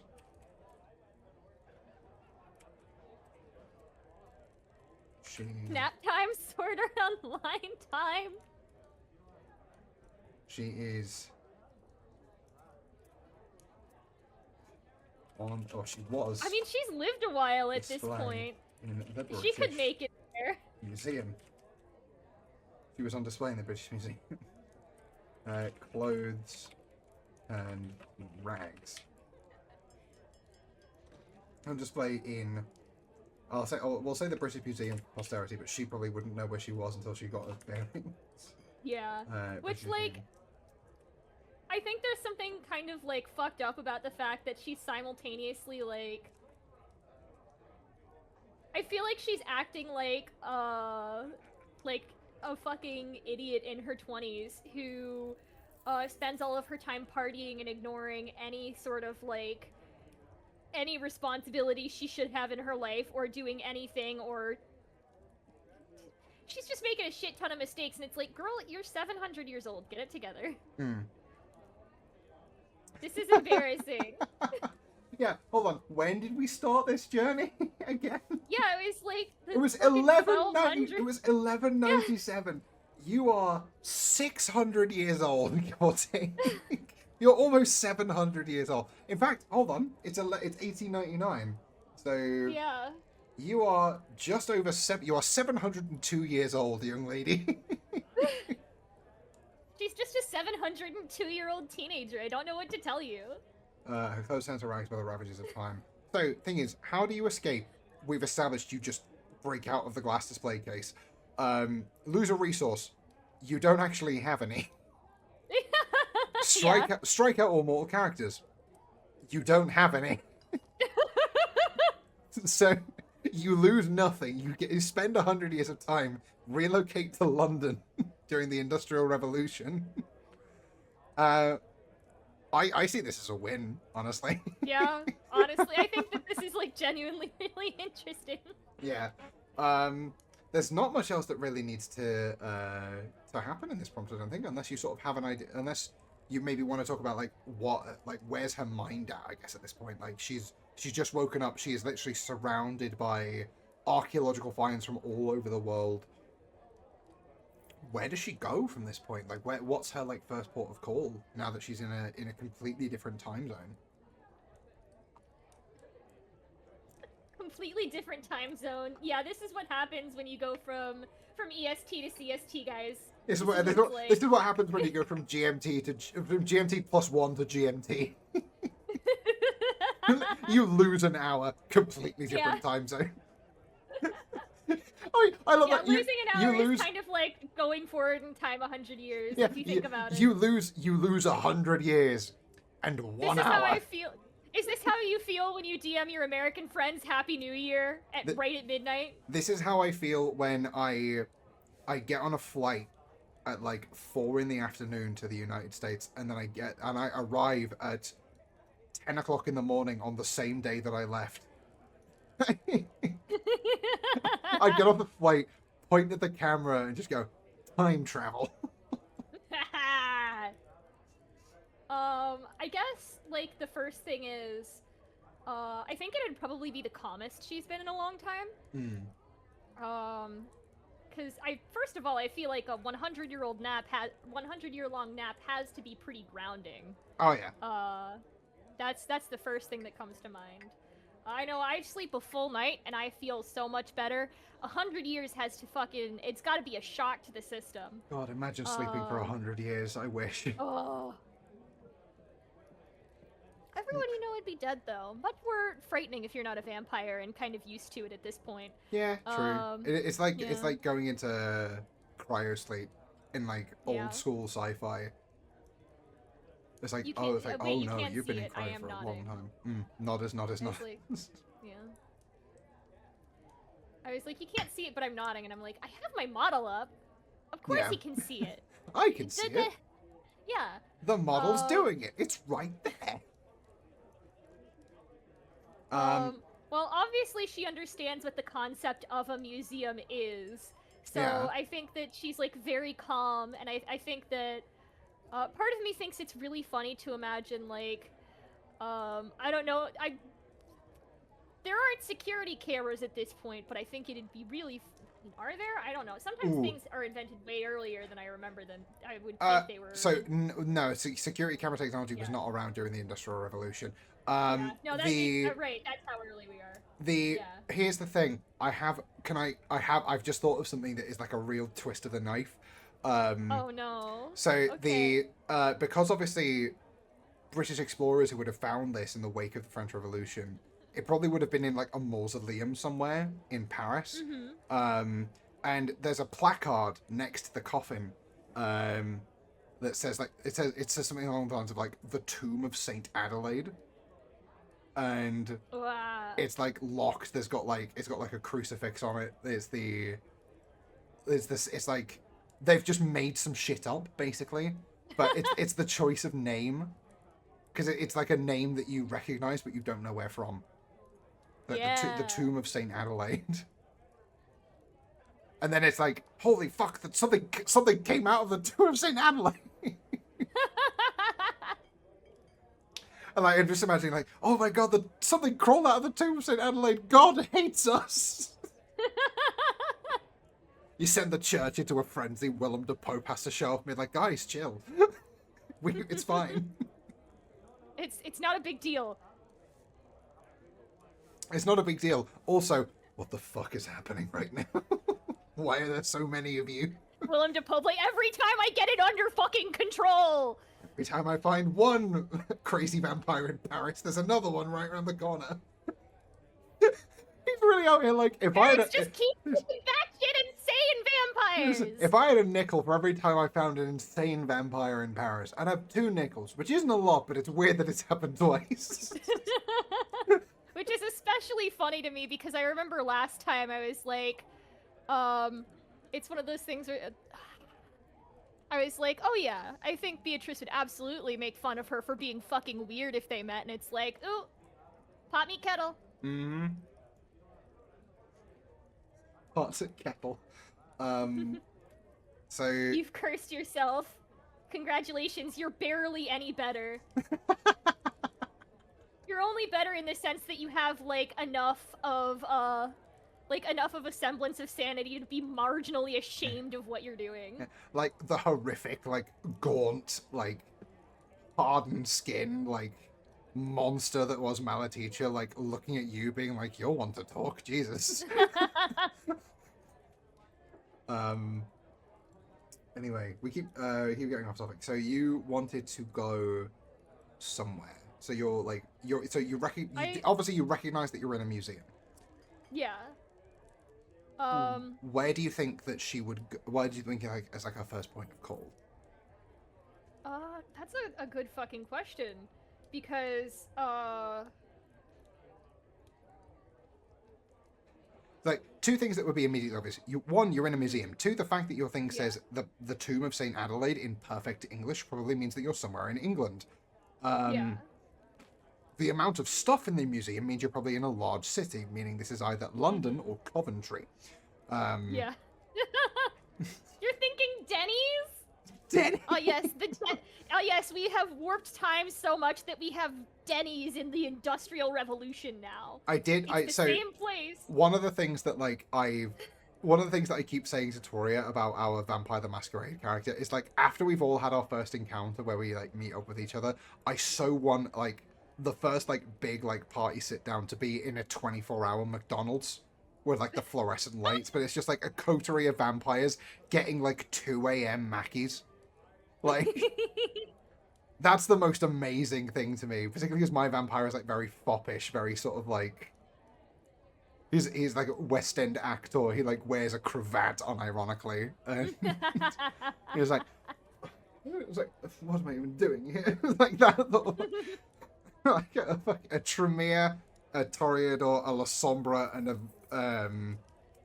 a Nosferatu go to a late night Macca's. I love the idea of it, the fact that it's like, ugh, why am I even here? Yeah. Why am I even here? What is my life coming to? Like teenaged pimpled fucking cashier, who's just like working the night shift. Like these cosplayers are really fucking weird. They're really into this. Oh wow, the goths are out in force today, huh? It's Oh like my God. progressively more uncomfortable, and it's like I just want to go home. Yeah. This burger looks nothing like the poster. Oh my God. One of my favorite things is like temporarily displaced vampires reacting to things in modern times. That's the funniest shit. Well, like if we get another big time skip, we might end up in like, because like I say, the latest vampires we had ended in the 1970s, and that was Fox and Gem.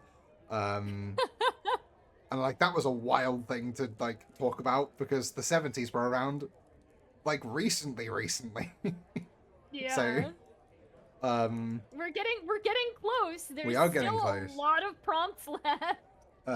Was on display in the British Museum. Her clothes tend to raise by the ravages of time. It's not good. It can't be a Denny's. I'm sorry, Chad. It can't be a Denny's. Yeah, no. Where does she go I don't want as it her to be a first port of Denny's. call? Sorry.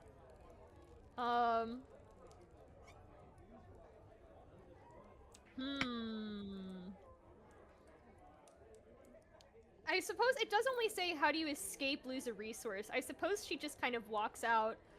Yeah, she just walks out the front door. That's fair enough. She just fucking leaves. Which, like, I'm imagining her just, like, dusty and decrepit. I feel like she would probably run into somebody, eat them, steal their clothes, and just, like, I think right now she's just trying to get her bearings and figure shit out. Yeah. I wouldn't be surprised if she's just kind of like, Wait a find the minute. first dark place I can stay in. Wait a minute. She's kind of homeless right now.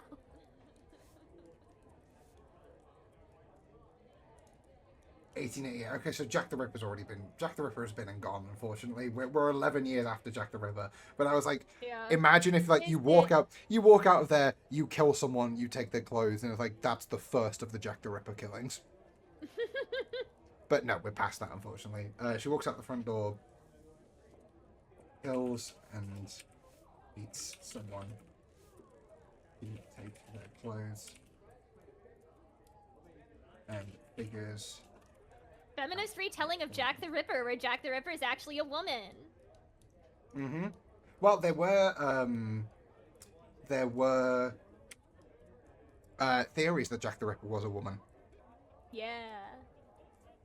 Sorry, whenever I think of that, I go cold and I think of my least favorite Fate series. When I think of that, my only thought is, and then Jack the Ripper came out of the horse, which is a thing that happens in JoJo's Bizarre Adventure Part 1. Happens in JoJo's. Phantom Blood. Jack the Ripper comes out of the horse.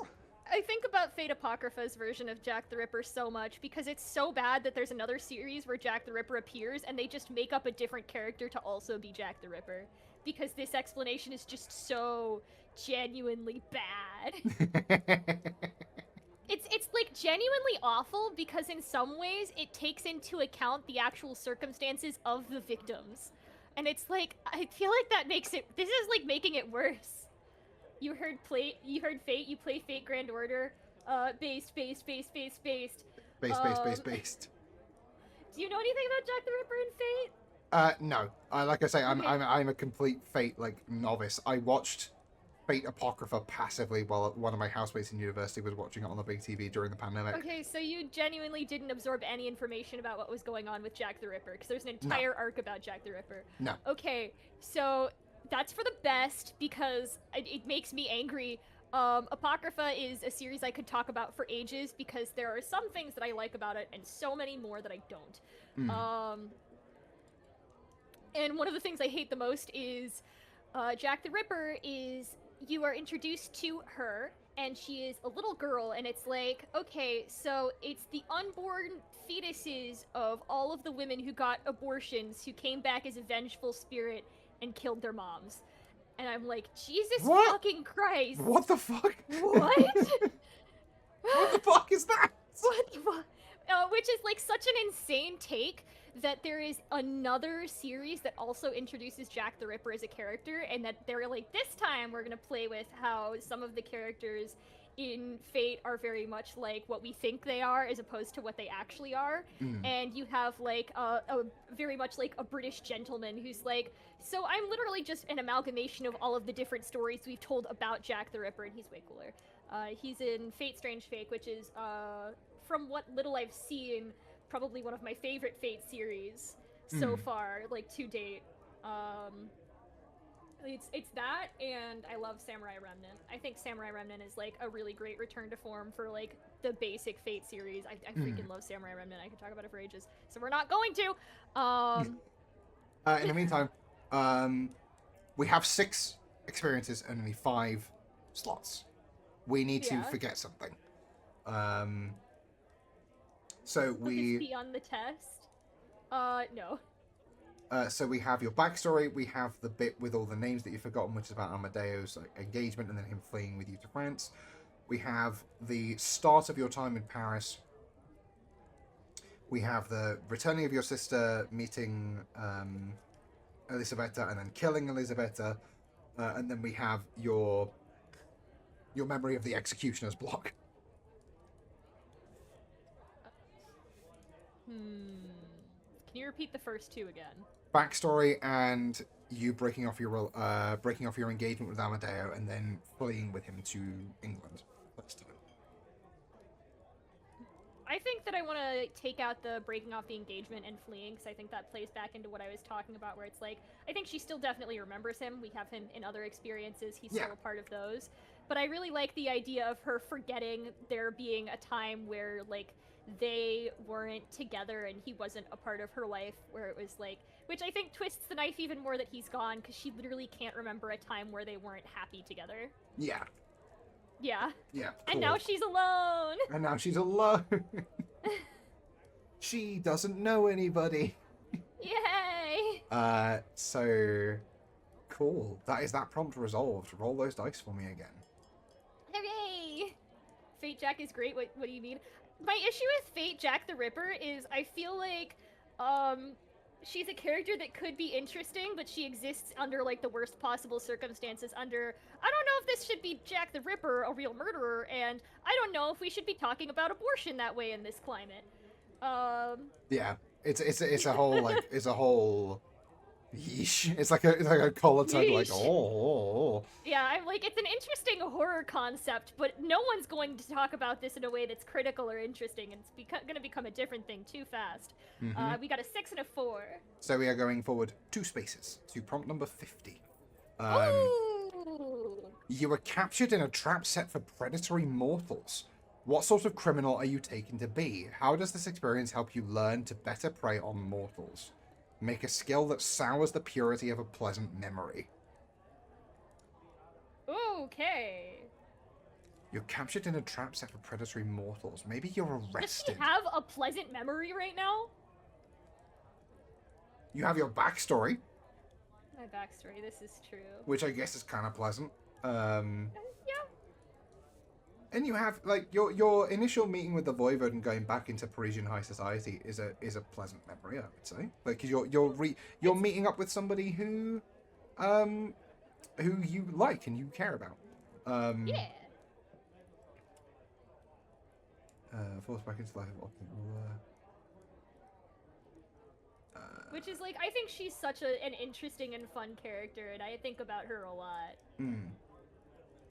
I wonder where she is right now. We may find out. Yeah. Make a new skill that sours the purity of a pleasant memory. Trap set for predatory mortals. What sort of criminal are you taken to be? How does this experience help you better? Ooh, I have an idea. Go on. Okay, so you're captured in a trap set for predatory mortals. What sort of criminal are you taken to be? Sour the purity of a pleasant memory. I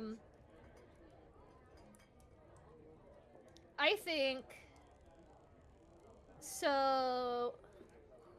How do I word this? I'm not certain, I'm not set on this one yet, but I have an idea. We were talking about the memories with, like, Knechna and like, meeting her and stuff. Yeah. Hear me out. What if it is a trap set for predatory mortals in the sense that it is a vampire, possibly her, intentionally targeting people society would care less about so that they can disappear and later be fed on. And she is captured by people who are unrelated, and she's... It's like one of those things where it's like such a big fucking system where she and Knechna are just like disconnected enough that they don't... Knechna doesn't know it's her, but she catches wind of the fact that it is Knechna who's like running this whole scheme, and she's captured, she can't get out, she can't figure out a way to like say like, hey, this is what's going on, and it just is like upsetting her a lot. She's like, I can't even get in contact with this person who's supposed to care about me. Like, we are in an age of Victorian gangs, like street gangs. And obviously there's like street wars, the police can be bought and everything. I think maybe you're caught in a sting operation by the police that is being sort of headed by a corrupt officer who is attached to the voice. Because I like the idea that the Knechna is involved somehow. I want it to be involved but disconnected enough that she doesn't know it's Beatrice, but Beatrice knows it's her. Yeah, I think maybe You know? maybe she essentially wrong place, wrong time. She's caught in a police sting operation and assumed to be part of this like gang of like racketeers and sort of vagrants. And okay, I like this. I like this idea. And it can go on to, it can be tacked onto this memory because it happens basically immediately. By complete surprise. And I would say, like skills wise, I guess it's just that she's kind of holding a grudge right now. Yeah, so like I guess it would be, so the skill is just like grudges, I guess, or the skill is like grudge. Yeah. So by complete surprise. Very much like I think something that's like petty, but something she'd probably hold on to for a while. Sting. Something that can be resolved. Oh my god, let's take this one step further. What if the gangs of London are all run by vampires? Yeah! And you're essentially, like, the reason why you were captured is because the police in this situation are armed with things like silver handcuffs that are like... Whoa. And it's leaning into sort of... Because you have, like, binding a cult, and I think the Voivode would have been the one to teach you about binding a cult when you captured Montpellier. Yeah. So she's, like, given the cops knowledge of the occult in a way that binds potential vampires from escaping. So it's literally like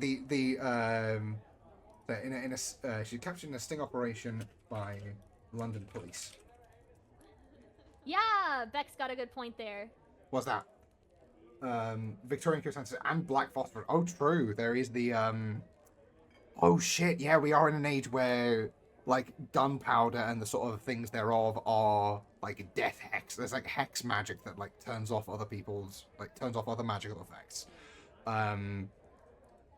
So they've like weaponized the black like death hex magic of the black powder to... Oh god, we are almost at 1914. When did the harbor process come? When was the harbor process completed? When was the harbor process invented? 1909. Okay, so we're not quite at chemical weapons, Beck, but but that is a very good idea for potential future things. Sting operation by London police. Assumed to be a gang member. He is bound in manacles that silence very powers. She is. Also, just saying it's England and we never did find out what happened. We never found out what happened to Sleet. That is true. We are in a time where Sleet might still be alive. Still a chance for her to meet Sleet. There is still a chance for Sleet to appear in the story. She is taken and arrested.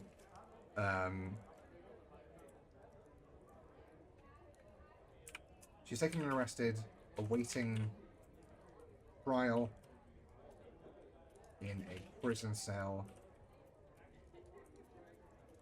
holding a Which I feel like she's newfound- definitely going to try to escape at the very least. Like, what is she eating in there? other What is prisoners. she doing in a prison? Because I feel like that gets her in a lot of trouble, though. well, so the thing is, she's in the prison. She doesn't wear the cuffs at all times in the prison, so she can be vampire stuff in the prison. And I think Yeah. like, oh wait, or would it be like an asylum because of how she's like talking? Because I imagine she's speaking French for a lot of this. Or would she have defaulted back to she would probably know English? English, right? Yeah. Well, I she mean, knows she English, was there yeah. for a while. I don't think she would have forgotten it necessarily. I love the idea that she speaks like middle age English, like Middle Ages English, and it's like And she just sounds fucking crazy. To yeah, them. it's like literally she sounds crazy because like she left England at the turn of the Napoleonic War. Yeah. And it's now the Industrial Revolution. The language will have changed over time, so she's speaking like And it's one of those things where she's speaking the same language, but there's definitely a language barrier. it's like Shakespearean English. She uses words like verily and forsooth, and it's like, what the fuck are you talking about? You're nicked, mate. Get in the loony bin.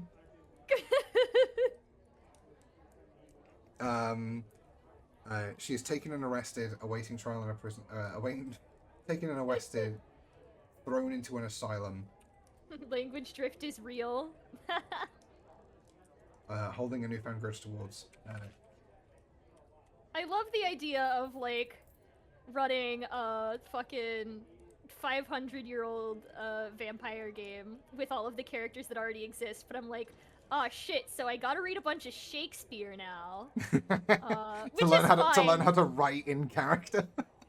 fully honest, like full disclosure, that's something that I've like wanted to do for ages. So So like, I'm that's imagining just like an excuse to move that up. for the thing of like, okay, so it's between the time period of 1501 to 1799. The only letters you can send have to be in perfect French. Good luck. Oh. And I'll have to ask my mom the 5 phrases in French that she knows. She took French in high school. It's just the same 5 phrases repeated over and over again. I mean, to be honest, that tracks if she's like sort of losing it a little bit, going slightly sanguine psycho I mean, during the run up to the French Revolution. I think the thing that's like most fun to me about her is the fact that there's like inside you two there are 2 wolves. One of them is crazy, the other one is side-eyeing the first one. That's fucking great. It's like, who did that? Anyways, like tucking a bit of hair behind her ear, like trying to move on. Yeah. Speaking of trying to move on, that prompt resolved. Yeah. Roll the next one. The same phrase 5 times with emphasis on different parts to change it. And boop. All right, we have a 7 and a 3. So we're going forward 4 spaces, 54. One of them is crazy, the other is crazy, but in French. As we learned during Repo, French is a crime punishable by death. Yup. It's 54. Oh, 1, well, 2, 3, 4. Well, this is just a continuation of what we were already talking about. Oh, yeah. Your strange accent in all ways always reveal you as an outsider, mocked and cheated or at best or hated at worst. Smother these useless traits by converting an old memory to a new skill for blending in. Oh, she's getting that back. She lost that last time. So to an old memory for a new skill. I think the skill should just be crazy. Like, because you are locked away in an asylum right now, and I guess if you're blending in at the asylum, you're crazy. Or would you escape the asylum? Would you basically? I feel like she would probably like try to. I feel like she would escape the asylum at this point. Yeah. Because I feel like because in the asylum, obviously, the reason you're there is because of the way that you speak. Like you speak like you're like lost to time. It's like you're speaking in this way. You're insane. Commit them to the asylum, and then you can just like fully. You can just go like, nah, I'm just gonna kill everyone and escape. Yeah. Smother these user traits by converting an old memory to a new skill for blending in. So, the oldest memory you've got is your one from your backstory. Memories. The next oldest one is from 300 years ago, which is where you travel to France, basically.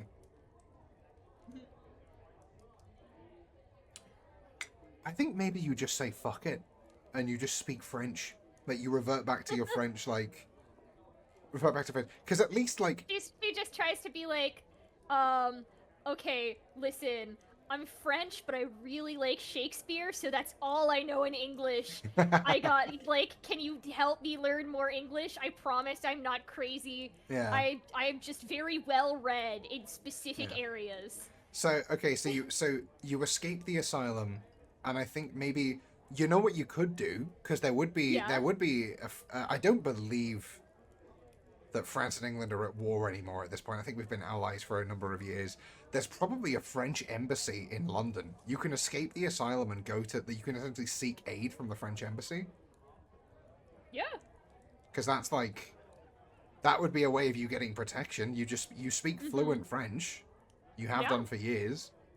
So you just go, help me please. I need like citizenship, and the French embassy will be like, we got you, honey. Like, holy shit, you're dressed like that? Let's get you into some actual clothes. Let's get you like you were fed. caught. You were an innocent bystander caught in a sting operation, and then they took you to an asylum for speaking French. You poor thing. Exactly. Your life is so hard. Exactly. Like they take pity on you. So yeah, like she's in the asylum, and she like goes through processes to like I love the idea of her just being a crazy fucking monster, but also like in her periods of lucidity, she's still lucid enough to like submit a proper appeal to get out of the asylum. I think that's really funny. Yeah, in perfect French, you submit it for Yeah. so using her fluency. Which is also just really fucking scary. Like a vampire that is just like completely unaware of just like how mad she's gone in parts of her life, who is still able to completely function normally, except sometimes she just snaps and can't remember anything.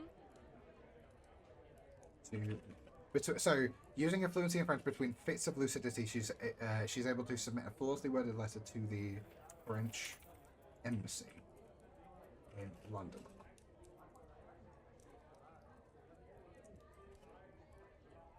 Detailing the error in her capture and requesting the French oblige. Listen, I'm just a little guy. I didn't do nothing to nobody. Freed from the asylum. He's taken to the embassy where she is dressed in quality clothes and looked after Back? as a French citizen. Okay. So create a new skill for blending in. So French. Skill. French. Dear Mr. French, I'm not crazy, just French. Sincerely, Spider-Man. Like the people of the French embassy, it's like, sacre bleu. There is an innocent French woman in the asylum. We must stay there. I can't wait for you to turn the ambassador to the French ambassador to England into a ghoul. Okay, so that memory crystallized now. We can't add any more to this one because that's 3 experiences in there. That prompt resolved. She's not having a great time right now. She's like, I'm out of the asylum. I'm out of the asylum. Her wife is she's still mad at her wife. Well, does she know that Connection is involved in that? I feel like I like the idea that she would have figured it out somehow, because that gives her a connection to either one of them again. I think she might have suspicions, but I don't know if it could be her for certain. Because like, you know what? I think it's a lurking thought in her mind, but it's not something she can confirm. Because like she would be familiar with the binding like magic that was used on the handcuffs.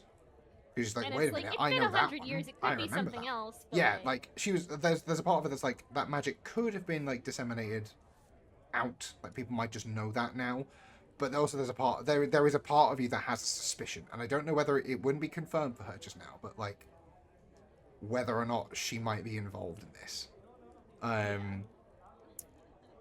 So that prompt resolved. Roll the dice for me. Yeah. Which like I like this, because I feel like as much as we're joking about it, it is very much just kind of like she's very much getting her bearings and being tossed around a lot. Yeah. Which is not great for her. No. Especially because she's like alone in it. All right, a 5 and a 1. So we are going forward another 4 spots. So 58 is our next prompt. Society has changed. How has travel become easier for you? Recover any stationary resources for which you still have a memory. They are re-added to your resource list. I don't think you have any stationary resources anymore. They're not attached to memories, at least.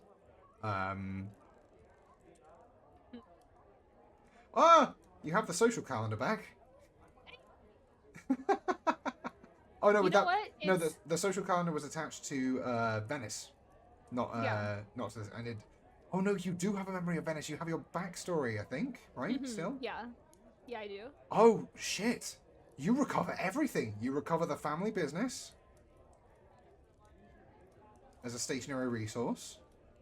Because you still have these attached to a memory. You have and your social calendar. That's gotta, crazy. That's gotta be fucking jarring. Holy shit. How does this happen? How do you remember this? Like, what happens? How do you remember that you are technically sole heir to a merchant's business in Venice?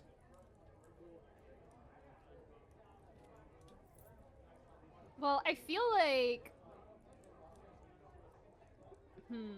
I'm gonna, like, throw random thoughts out there, because I don't have the base for it, but I have ideas. Go on. Of individual things, and I feel like a lot of the time when I say things that aren't necessarily a beginning but a middle, things become clearer. I think that whatever has caused her to recover this, I feel like it's been a while, so it's fully gone at this point. So I think that it is very much like her reestablishing this, as opposed to it being like still in existence and she like comes back into it somehow, you know? Yeah. As like a very distant descendant, because it's been like 700 years. It's been a minute. Yeah. It'd be insane if this business slowly became an Apple-sized global business. I do like the idea of it at least being like a decently sized, like small, mid-sized business. Yeah. But it's I do think that it's something where it's like she reestablishes that as a part of like she's recovered from the asylum. She's given assistance. I think that she like receives help reestablishing herself and like reintegrating. I think maybe. Okay, hear me out. So the thing is, we have an opportunity here because the French embassy has like powers to act outside of like usual like political things, like things that they can do that are like outside of things. We have multiple options here. Option 1, you can choose to stay in London if you desire. Option 2, you can go back to Paris because you are in the French embassy. It would make sense for them to like basically get you passage back to France as a French citizen. Option number 3 is sort of again playing into that sort of psychosis thing. You keep having visions of going back to Venice because that's like your oldest memory. Like you keep flashing into memories where you're like a little girl growing up with your like father's shop, and in those sort of fugue states you mention Venice over and over again, and you start talking in Italian, and sort of off those observations, the French ambassadors realize, oh shit, you might not be French after all, because you're speaking fluent Italian, and they can send you back to where you came from. They can send you to Venice again. I do like the idea of...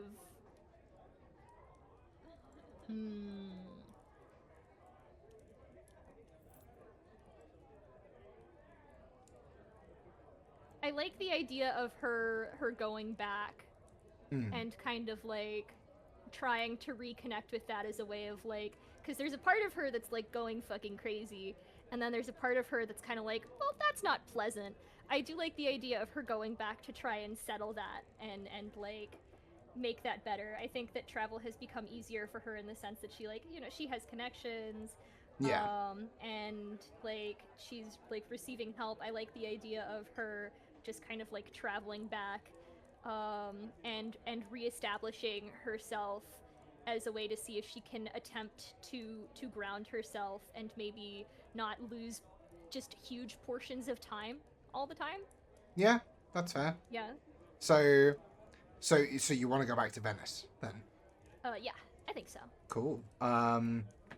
So we've re-added them to the resource list. Especially because that can also play back into like her relationship with her sister, which I feel like I haven't touched on very much, which is like I think she would very much want to reconnect with that and maybe try and I don't know, find something in there to make it better.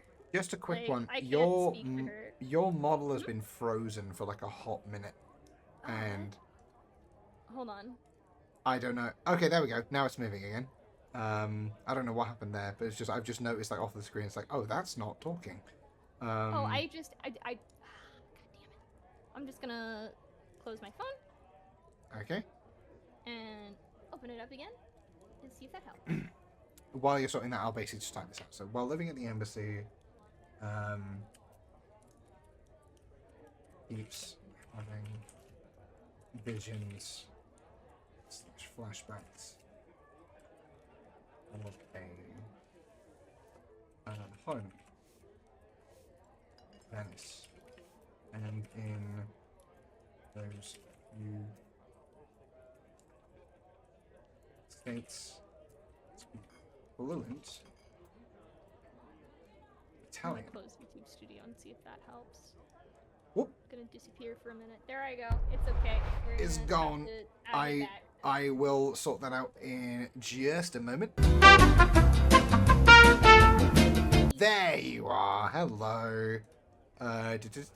Bing. There you are. You're back on stream. There's everyone's favorite pink vampire. Hooray! We're back, chat. Oh fuck. That's the wrong screen. Now there's two of you. Now There we there's are. 2 of them. We're back. I'm multiplying. This is getting out of hand. Now there are 2 of them.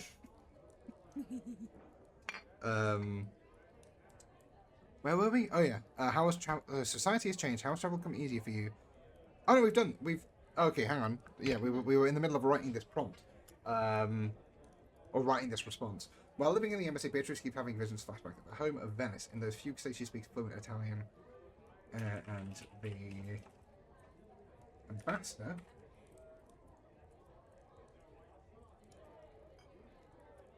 clicks.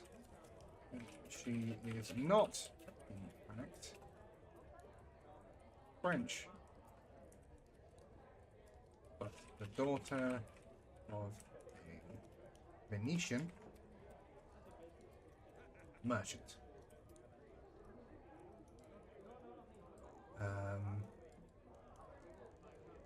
Arrangements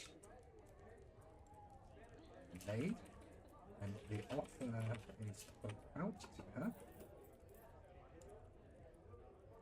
that if she wished, she could go home, back to where it all began. Hooray! Which, Beatrice. did you hear anything while you were gone? Did you have your headphones on?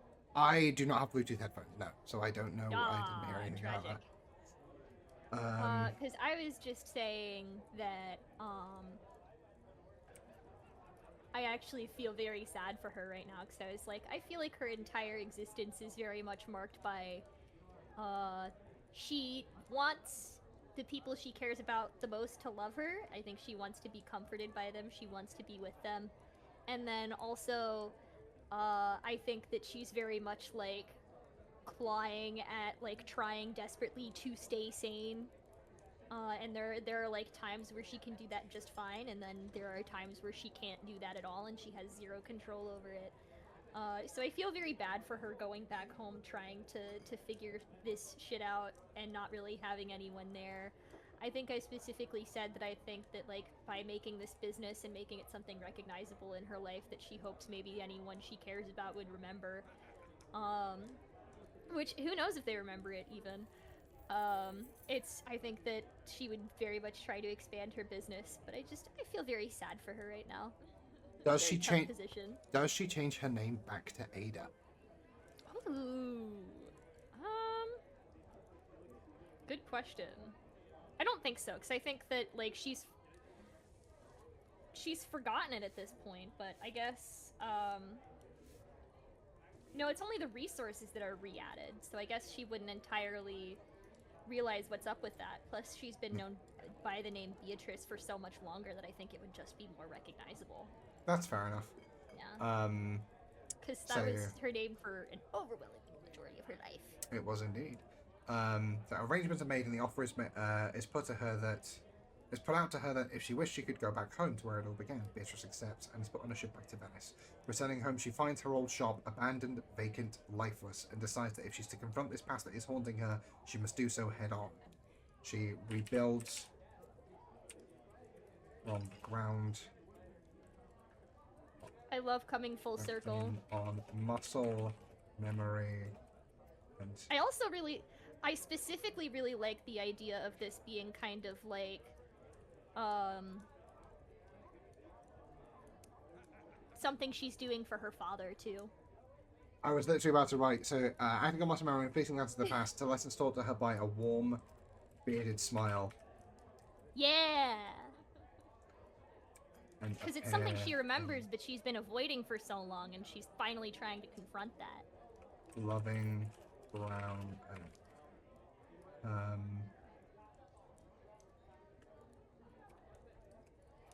features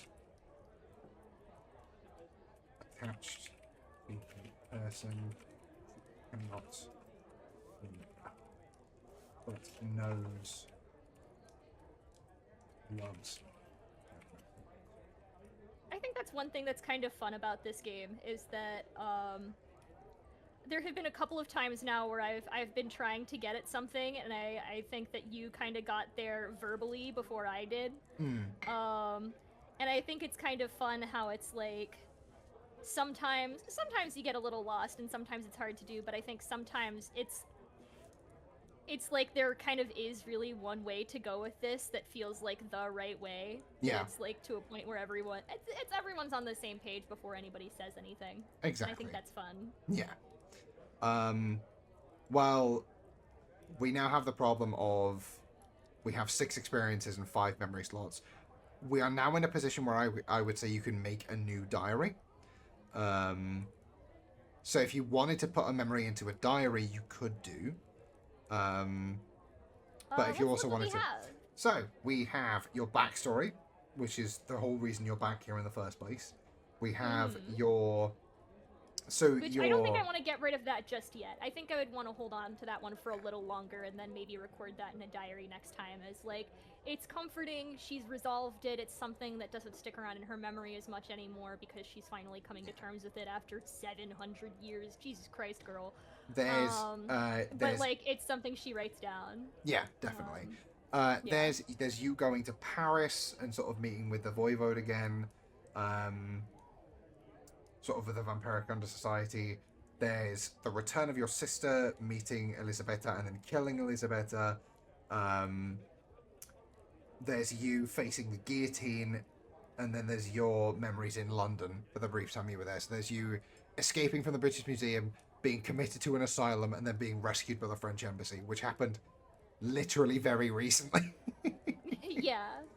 I don't think she forgets any of those because that's all very big stuff and it just happened. Yeah. So I think that writing it down makes sense. I think forgetting it doesn't make sense. Yes. Is what's bothering me about that.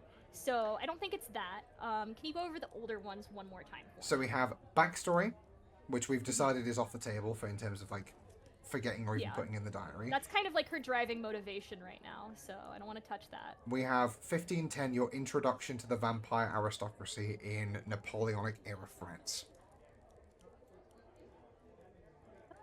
That's like that's the next oldest memory. I think that I'm so sorry. I'm so sorry, Tragic Yuri. Tragic Doomed Yuri. I think that, this is tough because I feel like none of these are quite the right answer for what I want to go for. This is the difficulty in the game. You gotta pick one. This is the difficulty in the game, yeah.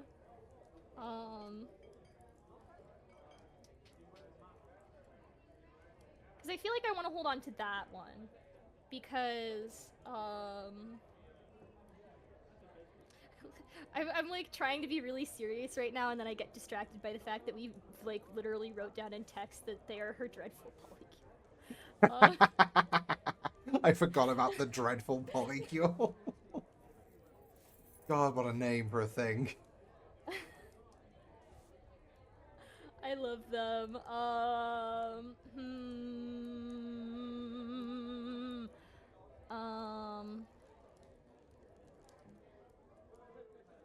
The next oldest memory is the return of your sister, and then meeting and then killing Elisabetta.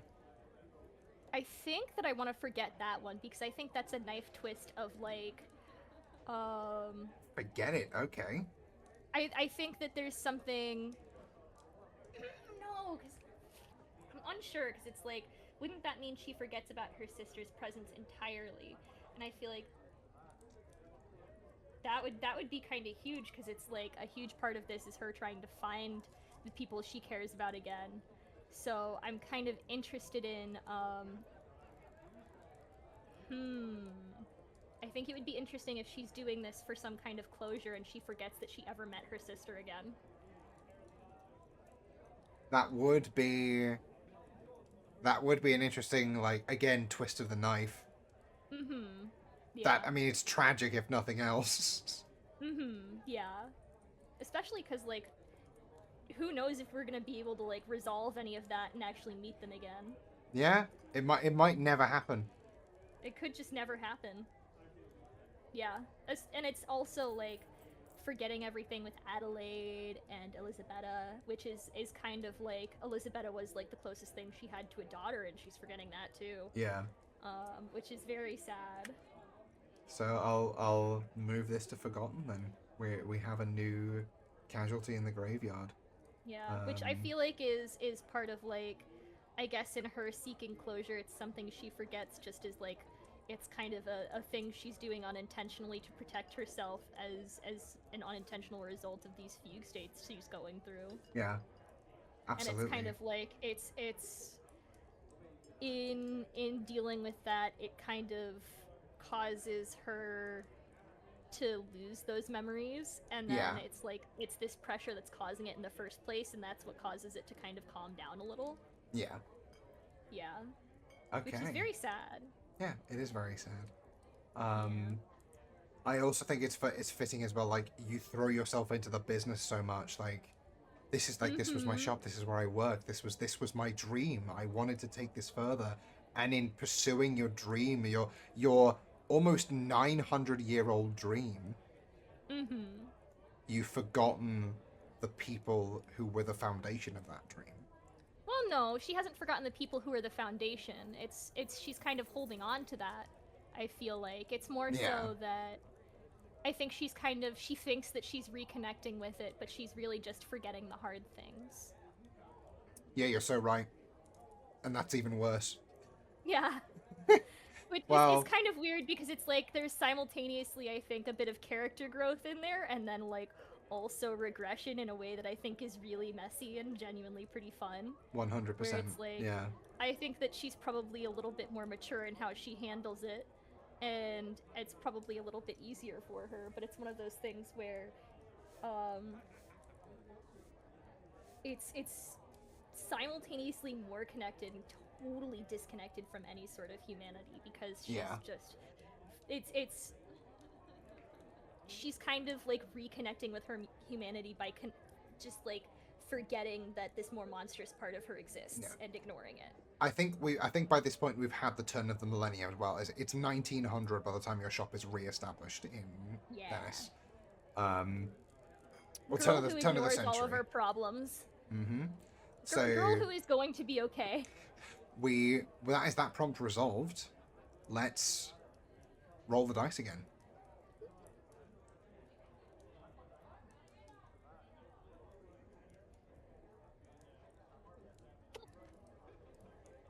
Five out of 4. We're going forward 1. Just 1, 59. A mortal discovers the journals of a long-dead character or your own lost diary and approaches you. What do they seek? Gain a skill or a resource, create a mortal character. So you did sort of lose a diary to the annals of history back when you were partying in Paris. It very explicitly turned to dust. Do we want to change that? Do we want to just ignore that? Yeah, we can. Kind of lost it. Yeah, well, I think the idea of it crumbling to dust is more so like, it's like a time skip. It's a metaphorical sense. Like, you stop caring about it. It stops existing in your mind as you're just sort of shutting it up. Yeah, like, I think, okay, hear me out. It's an archaeologist from the British Museum. He's following a conspiracy here, and is like, oh man, and he ends up all the way in Italy. He's like an occultist researcher, because he's like, everyone thinks I'm crazy, but I'm not crazy. So, like, in your diary before, it was, fuck, God, I'm so mad I didn't put these in correctly. It was you meeting the Telmere, So hold on, 1201. This is out of order. So hold on. Okay, no, this is it. This is it here. So these two memories were in the diary. So it was your let me go back to the diary here. So I'm gonna put the diary in, and then I'm gonna strike through the entire thing as well. So in the diary before, it was your memory with Oh, is you know, your I'm so memories of- mad that it specifically says mortal character, because those are both memories that are very specifically pertaining to, like, I was like, oh, we were this close to having sleep back.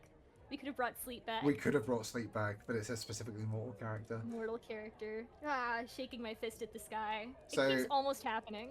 We have your so it's your going back into society with Adelaide in the diary, and also your travels with Brum meeting the Telmere. Holy shit! It's meeting the Telmere in the diary. What if it's so? Thing is, Sleet. We could still tie this into Sleet. What if it's not a researcher? What if Sleet is still kicking about and it's one of her ghouls? Ooh. Because you've... Beck went in an entirely different direction. Well, so the Longshanks are still around. They're now, like, consecrated hunters of the Vatican.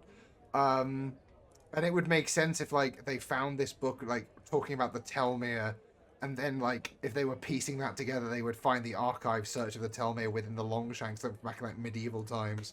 And they're, like... It would make sense if it was a hunter who found this diary and essentially has, through some fucking means, traced it back to you. When I think because the earliest entry is about Venice, I think maybe maybe it would have been traced back to Venice after that point. So I can see this going one of two ways. It's either a hunter from the Longshanks chapter, or it's one of Sleet's agents. Those are the only two people who would realistically take interest in that particular diary entry. Yeah, those are kind of like the two people. They're like if the Vatican had men in... Basically.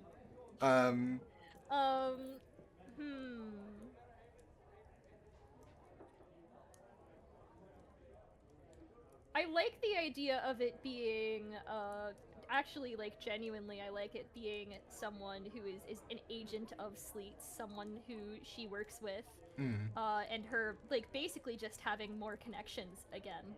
Yeah. I like the idea of, like, them approaching her. What do they seek is the big thing. I think they probably seek information about the Telmere, because that's like connections. It kind of just died. Well, so they didn't know anything about it. Because Gareth of Brum never saw Sleet before he died, I think Sleet is like out there searching for anyone who might have connections to the immortal that turned him. Oh. And so it's an agent of Sleet basically saying, what do you know about this immortal? What happened with you and this immortal? Like, it's basically saying, I know what you are. My master is like you. I'm not here to, like, out you or anything. I want information. I imagine it's fully, like, a case of... I like the idea of it just being, like, an exchange of information. Like, hey, you know what it is? What? They're just exchanging letters about how they miss their husbands. They're like, I miss my husband. Me too. This is just like girl blood pact. Let's find our husbands. Let's find our husbands. Bad news for Sleet. That man's been dead for a while. Sorry, Sleet. I know what you are. Bisexual. Say it out loud. Okay, so what's the name of this mortal character, this servant of Sleet? Can Beck name them? I think I want Beck to name Go them. on, Beck. What is this character's name? I was like, it feels more appropriate for Beck to do this. This is just as much about his story. The name Willow sprang to mind. That is a pretty nice name. Because obviously Sleet was a druid, and in her immortality continued her druidic practices, so... it would make sense if Sleet, in her immortality, had a coven of ghouls that were also druids. Oh my god. Which is, like, such a cool concept, actually. Yeah. Lupin, I like that. Agent Lupin.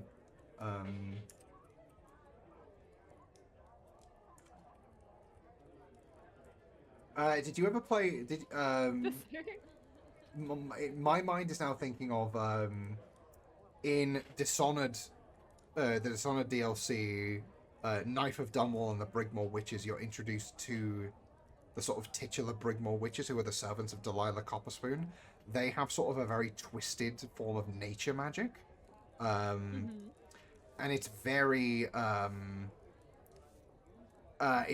like, not like grotesque, but it's very sort of like a dark, twisted form of nature magic. And I feel like if these are ghouls of Sleet, then they probably would have like a form of that like undead nature magic.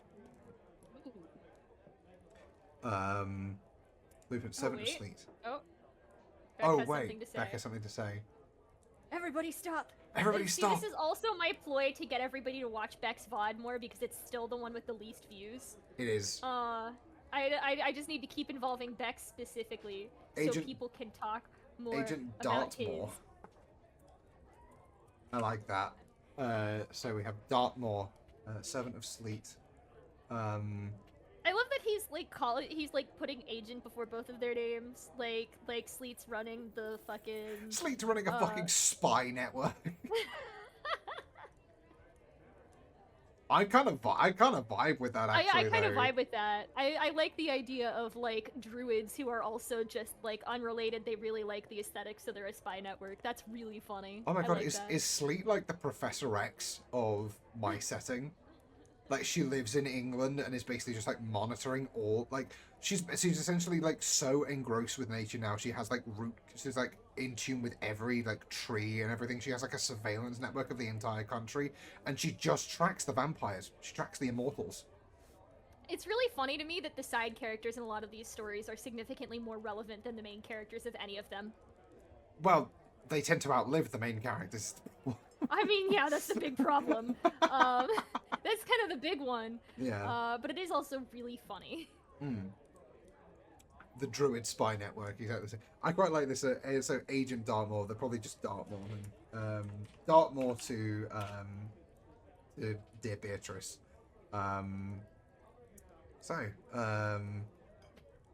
We can tack this onto this memory because it's part of being in Venice.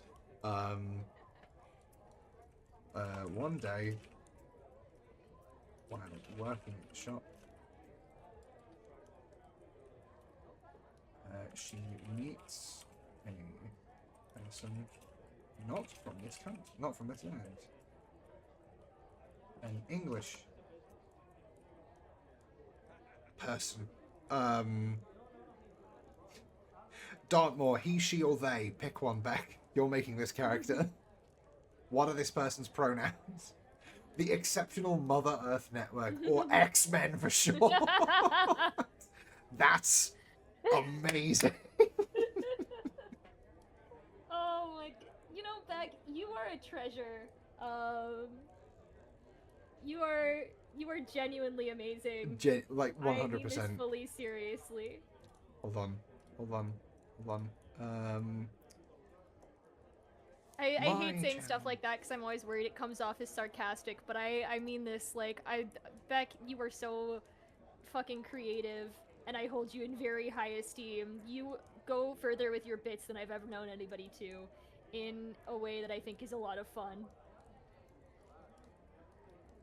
What is this? This is the link to Beck's VOD.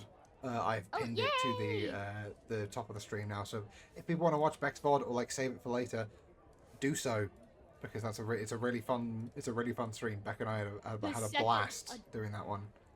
The second longest one, right? It is the second longest one, yes. Coin says she. Okay, so an English woman calling herself Dartmoor. She presents interest. We're coming up on the 10-hour mark for ours, by the way. Yeah, that's about right. Yeah, Presents sounds interest alright. with something. Which I could have made it a lot longer if I had the time to like make those notes that I was talking about. But now I can just make them for the whole thing. Yeah. Kind of glad I didn't, honestly. To be honest, I might give you I'll give you access to the file afterwards, but obviously really I nice, want to yeah. like I kind of want, so there's a part of me that's like I kind of want to preserve the purity of the thing that was made on stream. So Oh, I'll give yeah, you no. I can give you like commenting privilege where like you can put your own So thoughts I was in gonna make a on the fully side of that. separate document and like add that on. That Yeah. was like my plan the whole time because I want Okay. this to be the same. Yeah. Yeah, fair enough. Either way, I'll give you access to the document afterwards.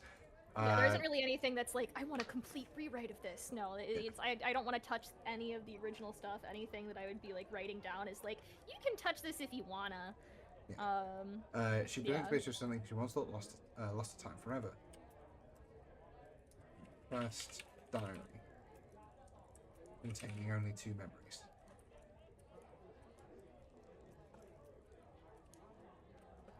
Dartmoor wants information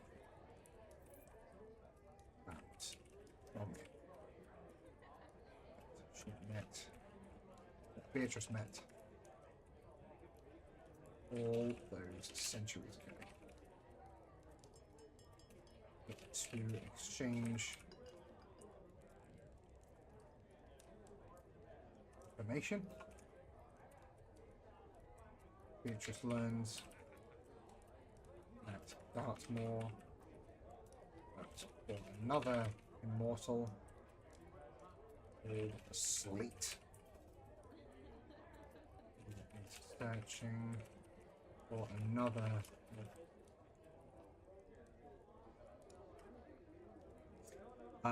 So we gain you gain a skill or a resource. Pick one of the 2. I would say like resource. It would be a resource, and it's just like network. Okay. Because she has like a network that she can access now that she is like a part of in a sense. Resource. The Like- X-Men.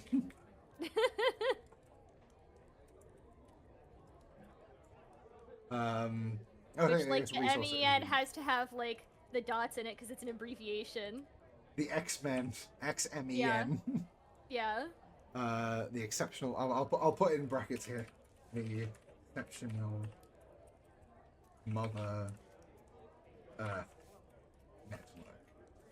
This is absurdly funny to me because I feel like I'm rapidly ping-ponging between like it's so over and we're so back, and then at the same time we're also ping-ponging between everything is like tragic and serious and everything is kind of funny. And they're like both happening alongside each Welcome other. to a 1,000-year-old vampire. Like at the same time where Beck's character was falling asleep against a tree forever, he was also publishing the dictionary in Rome. The English dictionary, the Oxford English Dictionary, is now the Roman English Dictionary, which is fucking wild. And then he fucking fell asleep against a tree forever and died. And like, that's so sad, but also, what the fuck, man? Which, like, on the note of, like, funny stuff, I did want to note that I remembered that specifically, one of the things that I remember we talked about is that she was very much, like, in the business of textiles and stuff with her shop originally, so I'm very much imagining, like, she's definitely, like, I feel like she's definitely running some kind of fucking fashion empire, which is so funny to me. I mean, if the sort of the fashion empire of Italy that would eventually wind up in Milan starts here, I'm not complaining. I mean, yeah, that's what I want. I think I want that. That's funny as fuck to me. Well, we'll see how far we get. So I hope we get there. We've Please. created our mortal character, which is Agent Dartmoor. We've given you the resource, which is the X-Men. And then that's that prompt resolved. Roll those dice again for me.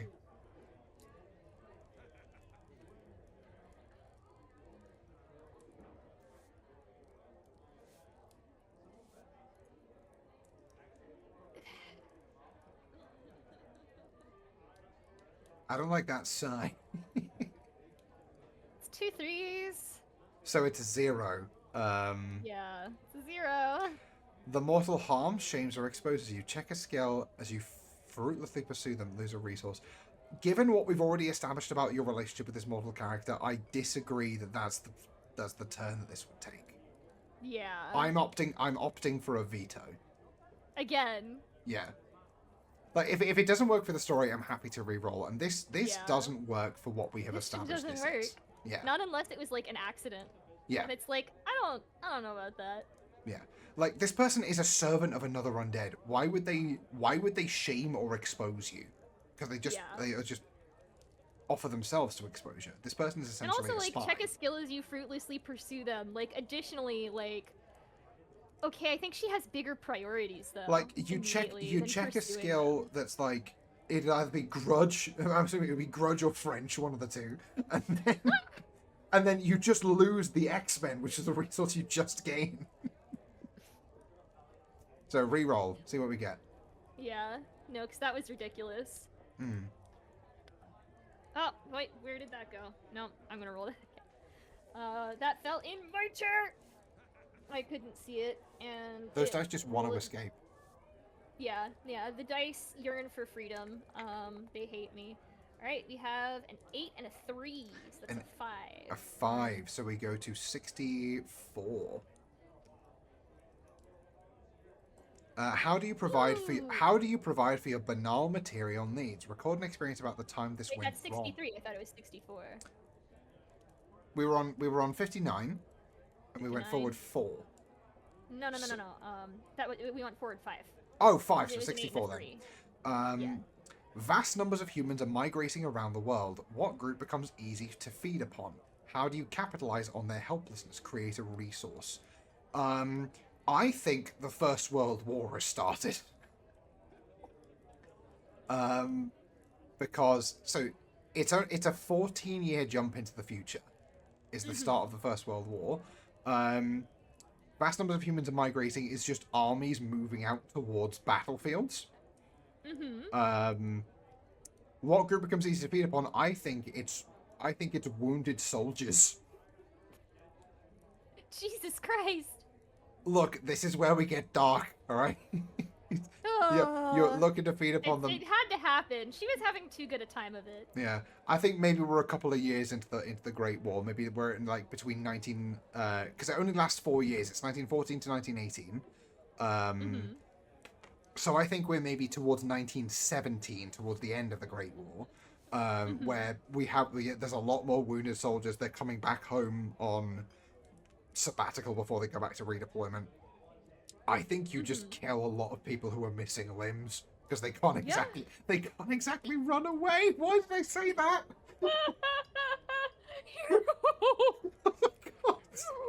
Oh no, I shouldn't have said that. Oh no. I mean, okay, here's the way I feel about it too, is I think things were too happy for a while. Yeah. Things were too happy in the sense that it's like, oh, she's reestablishing her business. She's looking for the people she cares about. She still needs to eat food is the problem, and the food is people. Yep, the food is people. Simply put, the food is people. There's nothing else to say. How do you capitalize on their helplessness? They're coming home after being in hell, and now they get eaten. I can't feel my legs, I know. Quite the welcome home banquet, if you know what I mean. Fucking again, girl dinner.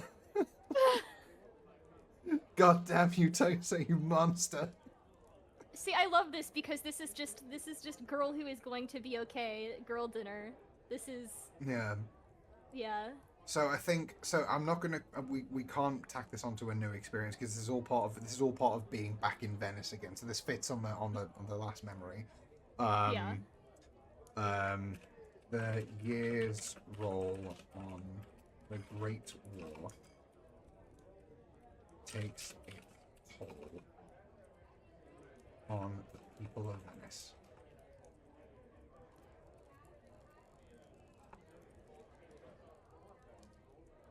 Also, the Great War, the First World War, the Great War, was just a fucking horrible time in history.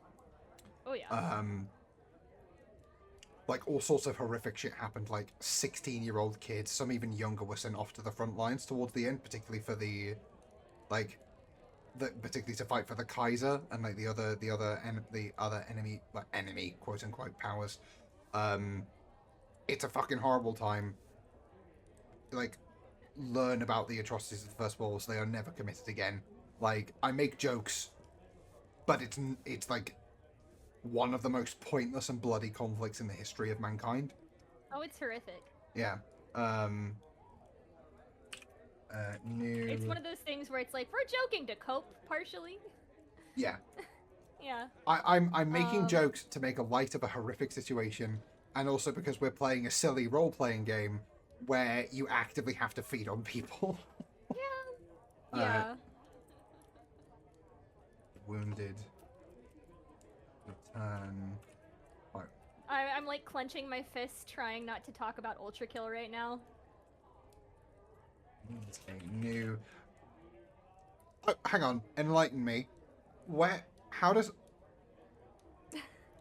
Why Ultra Ultra Kill? Kill takes place in an alternate history where World War I never stopped, and it like progressed to a point where they opened up a portal to hell and realized they could use demons as fuel for their blood machines.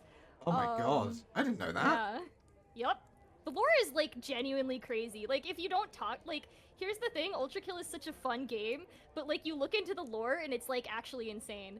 It's also particularly horrific because you really get a lot of insight into this in the most recent like gameplay update, which takes place in the violence layer of hell, and it's particularly horrific because the war on hell at that point has already ended, but in some ways it's still going on there, and there are parts of this that are like, most of the game is based off of like the Divine Comedy. Which honestly I want to read at some point. I wanted to before, but now I really want to because I love Ultra Kill.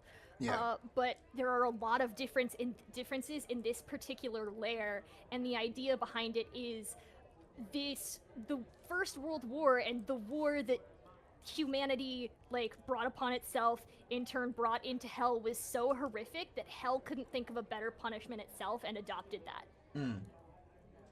So it's in a weirdly similar vibe. Have you heard of a game called Trench Crusade? I have not, no. So Trench Crusade is a tabletop war game in the sort of same style as things like Warhammer, but it is set in Earth, where during the First World War, I'm not sure whether, I think it was the Germans. Basically, the German sort of alliance opened a portal to hell, and then everything went to shit. Basically, the First World War has turned into a proxy war between the forces of hell and the forces of heaven. It is exceptionally grimdark. It is like some of the lore of Trench Crusade, like some of the factions that go about there. One is really interesting because they've done a huge amount of research into like the different faith organizations, because it's not just like Christianity. Like there's a whole organization that's like, I think one of the factions is called like the Great Caliphate of the Twin Horns that Pierce the Sky, which is all about like the Ottoman Empire and like the Islamic take on God and everything. And like they have done such diligent research, they've consulted like multiple experts on things like Islam and Judaism to make sure that those religions and their beliefs are accurately represented in a setting that is like horrifically grimdark and plays on a lot of Catholicism, but they also want to include that other like additional representation. It's fascinating to like read about the lore and everything. Can you write this down? This sounds really interesting. I'll send it to you in Discord DMs. It's called Trench Crusade, and then I'll after the stream is over, I'll send a bunch of like lore stuff, like because there's like a couple of podcast episodes from Adeptus Ridiculous where they talk about Trench Crusade. So this is the name of the game. Hold on, Trench Crusade. While you're doing that, I will expand on something Beck said. One of the levels in the violence layer of Ultra Kill is straight up just like it's just trench warfare. That's literally just what is happening throughout the entire level.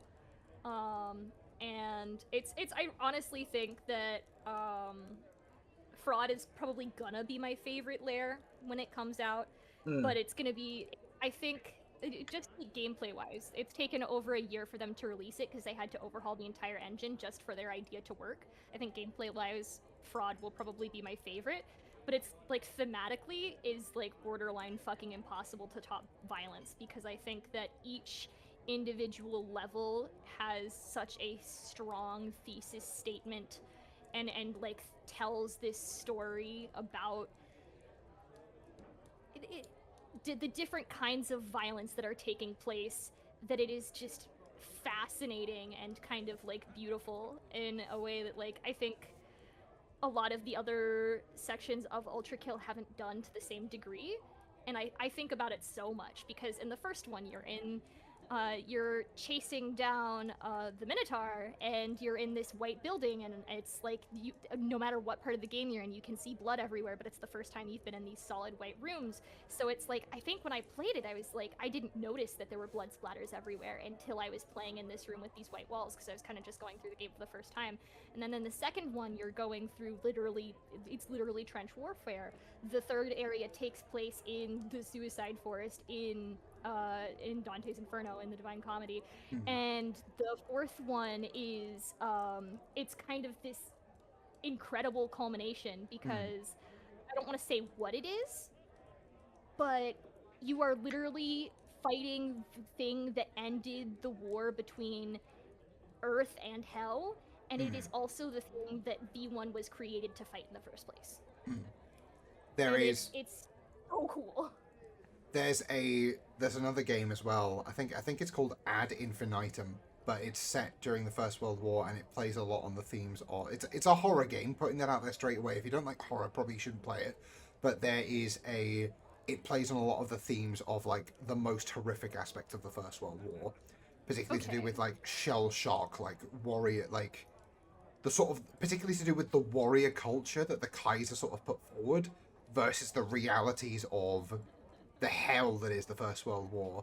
And it deals a lot with things like survivors guilds and everything. It is a deeply sad game. Like if you get like the true ending of it as well, because there's multiple endings to it.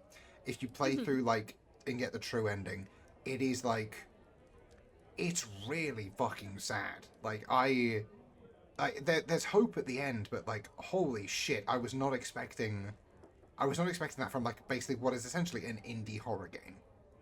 Okay, can you send me the title of this one as well? I will. Yes, I'm fairly certain getting it's like a called Ad recommendations Infinitum. list. Yeah. No, because after this week, I have like 2 individual times that I'm going to be gone, and I'm finally getting like a firm schedule for like work stuff. So I'm like, now it's time for me to consume a bunch of media. I feel Ad Infinitum may possibly trigger Rosette. Oh shit, yeah, potentially with a fear of like zombies and stuff. Maybe not. I would say watch a playthrough of it. I can tell you because I watched there's a YouTube channel called IGP who did a playthrough of Ad Infinitum. I would watch that because then you get to skip through the parts that maybe trigger you, but it is like, okay, it is like, I'll look into that then. Yeah. Full disclosure, full things there for anyone who wants to play the game. It is harrowing. It is heartbreaking. You are dealing with some of the like very raw, worst aspects of the First World War. Do so at your own risk. Holy fuck, is it a good game though? Like genuinely. I will look into a playthrough at least, though. That does sound. Like, I'll send you the link. I'll send you the link fascinating. to the playthrough because then I think IGP includes like trigger warnings as well as content warnings, so you can like skip past stuff if it would be like too triggering phobias and stuff. Like you can. I'll send you the video that I watched because it was. It's like good commentary and good gameplay and stuff. It's the entire game as well. You can sit there like listen for like 2 hours. It's the entire game condensed into that time. So as we've been talking, I've been finishing off this memory. So which was the years roll on, the Great War takes its toll on the people of Venice. New recruits are shipped off, and the wounded return home, which means a new source of helpless food for Beatrice to capitalize upon. These wounded soldiers, having finally escaped hell on Earth, fall helplessly into the endlessly turning, grinding maws of the vampire's hunger. Create a resource.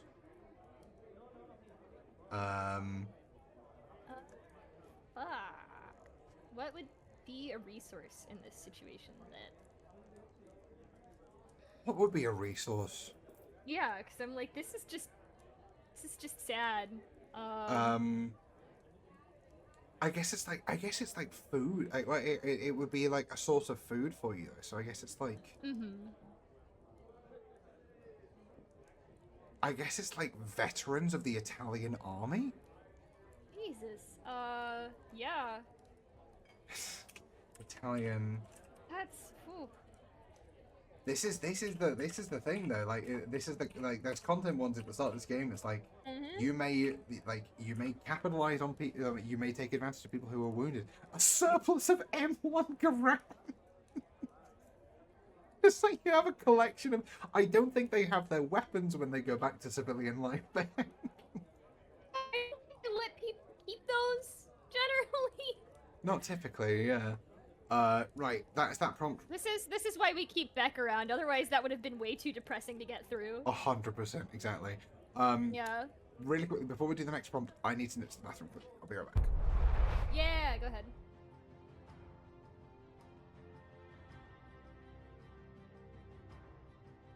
Now I want to play through Ultra Kill again. Oh man, I'm.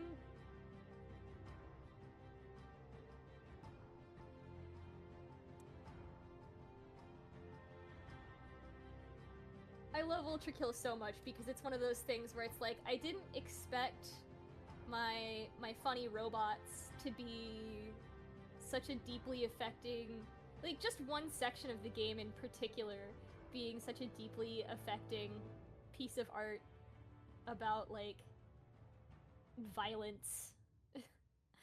that's what the lair's called. I don't know how else to put it, but like, man. I really gotta check out the stuff Hero recommended. That sounds genuinely fascinating.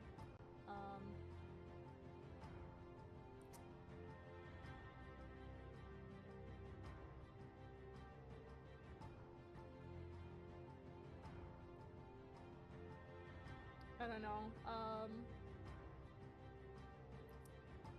This is something I like get from my dad because this is something that he does, and that like. As I've in more recent years of my life, he's kind of done with me. You know, like when I was a kid, we'd watch like, I don't know, Lilo and Stitch and shit like that.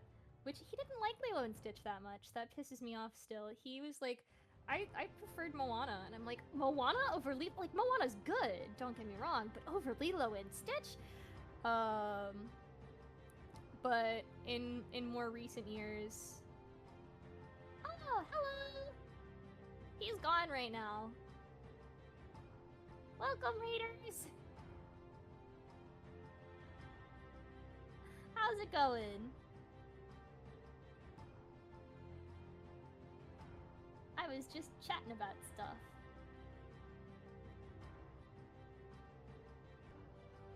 You can't see it, but I'm waving. Hi. Oh my god, we got a raid and I was AFK? What is happening? You got a raid while you were AFK. Oh my god, Brotherhood of the Dice, thank you so much for the raid. I'm so sorry I was AFK. Oh my god. Holy shit. I hope you guys are having fun. I hope you guys had a good time with your stream. If you don't know who I am, I am the Innkeeper. Welcome to the Hero's Rest. I'm joined today by the lovely RosetteBloodthornVT. Hang on, let me quickly shout you out because people need to follow you as well. So... slash Rosette. Just not to my house. On Twitch, please. Yeah, no. Shout out Rosette VT. There we go. Please follow my please follow my guest as well. Rosette is lovely. If you're going to follow anyone, by all means follow her. Oh my god, welcome in everybody. I was so not expecting this. Thank you so much for the raid. What were you guys up to? What was happening on the stream there? I'm assuming, given the name Brotherhood of the Dice, I'm assuming it was some sort of tabletop roleplay game, D&D. What was the system tonight? What's the deal? What's the deal? Yeah, I made that mistake and got shot at. Beck, were you following people home again? Me. Beck was following Rosette home. Beck was following Rosette home and got shot at. He knows better. He knows better now. He knows better now. I mean, he can just ask, you know? That's the part that gets me. Won't be He can doing just that ask again. to come over. Yeah. Won't be doing that again. He No, made a siree. choice here. He made a choice. Certainly, it was a choice. Definitely. Oh my god. Right. So we at the moment for the Raiders we are playing a 1,000-year-old vampire. It is a Not to be confused with me. not to be confused with Rosette herself. No, a 1,000-year-old vampire is a tabletop role-playing game where it's intended to be a journaling game where you roll dice and answer prompts from this book that I have on my on the screen right here, but it can be run as a 2-player game, and I've been hosting this a number of times. This is the season finale of season 1, so you guys have joined in at a fantastic time for this. In fact, we've just resolved this most recent prompt, so Rosette, if you wouldn't mind, roll those dice for me, please, ma'am. We are on 64, and We are soon indeed. we will be... Ah, that fell on the crack between my desk and my stuffed animal. I'm just gonna take a picture real fast of this. Here, it's... they get stuck between everything. It's Everything. incredible how I removed the main obstacle that we had last time completely, and the dice find a way to continue to be an issue. The dice It's right here. Find a way. It's right here, like this.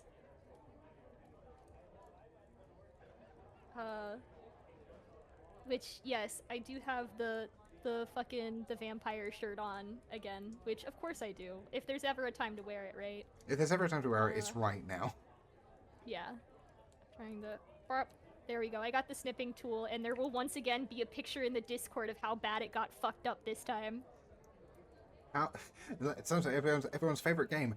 How cocked are those dice? So I'm gonna roll those again. Mm-hmm.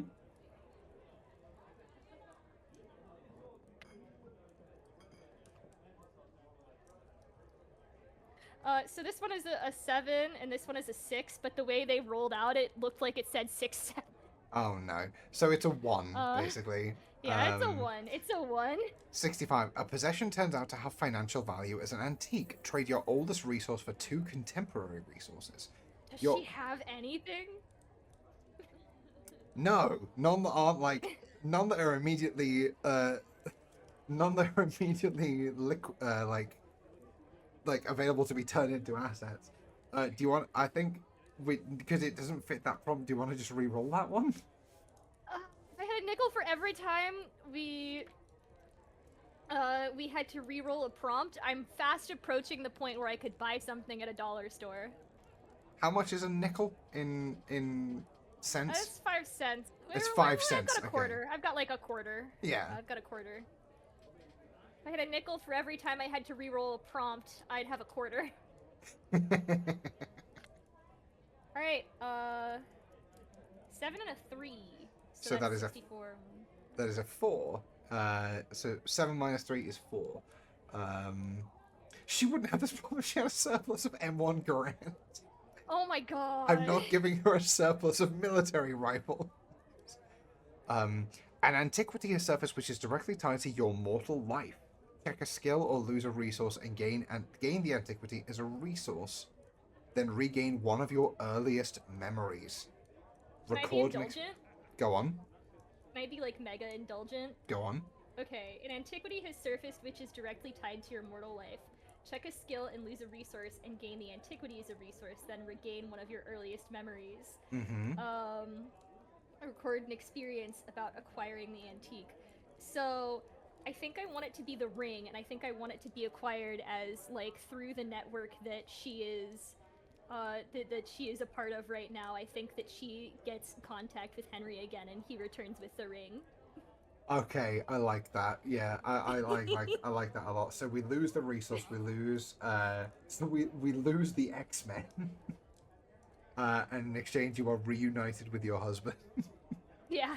I think that's worth, to be honest. Yeah. Okay, so we check the skill. So you gain back the engagement ring as a resource.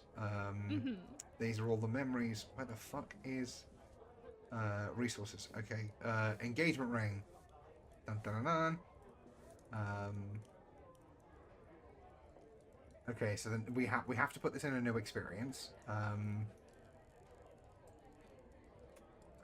Through connections. Sleep. I mean, that's kind of like why she was keeping the connections around in the first place. So I very much imagine her being kind of like, well, I kind of got what I wanted. Yeah. She This ain't so bad. learns that husband Disregard secret society, acquire husband. Good for her. survived the French Revolution.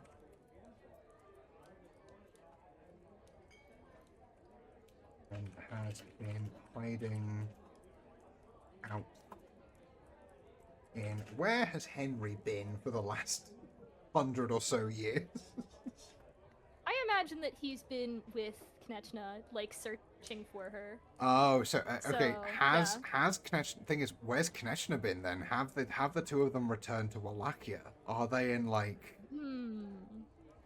Well, so at this point in time, it's not Wallachia anymore as well. Yeah. So like, hold on. What is Wallachia called in the present day? I mean, in the first place, she was kind of in France more so, because she was with them the whole time. So I wouldn't. What is Wallachia called now? So Wallachia is Romania now. So it officially became the Kingdom of Romania in 1866.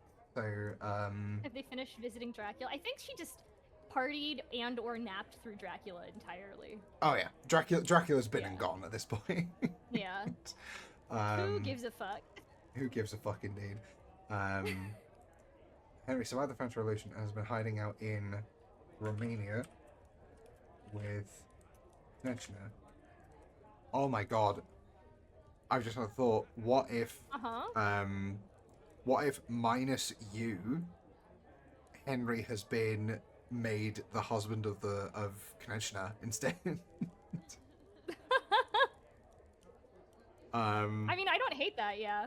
I mean, because here's the thing, like, for the longest time, it's kind of like, they kind of just both had her, so I like the idea of, in her absence, them also becoming close. I think it might also have been a bit of a V, I think, in a sort of, like, polycule, so both Henry and Knechna wanted Beatrice.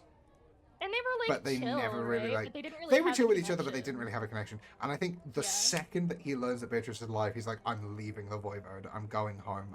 I'm going back to where he is getting his like happy ending now. Essentially, he's getting what he always wanted, which is a life with her in Venice.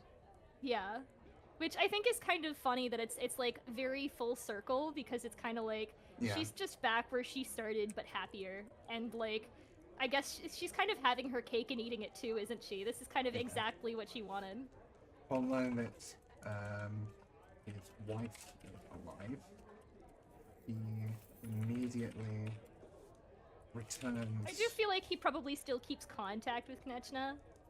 Like, they're probably still in contact, but I don't really feel like the two of them are that close. He returns to Venice, speaking, beloved, and then speaking out his beloved in the floor of a shop, just as he did almost 1,000 years ago. He proposes to her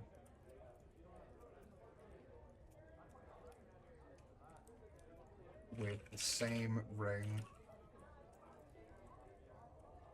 he first gave so long.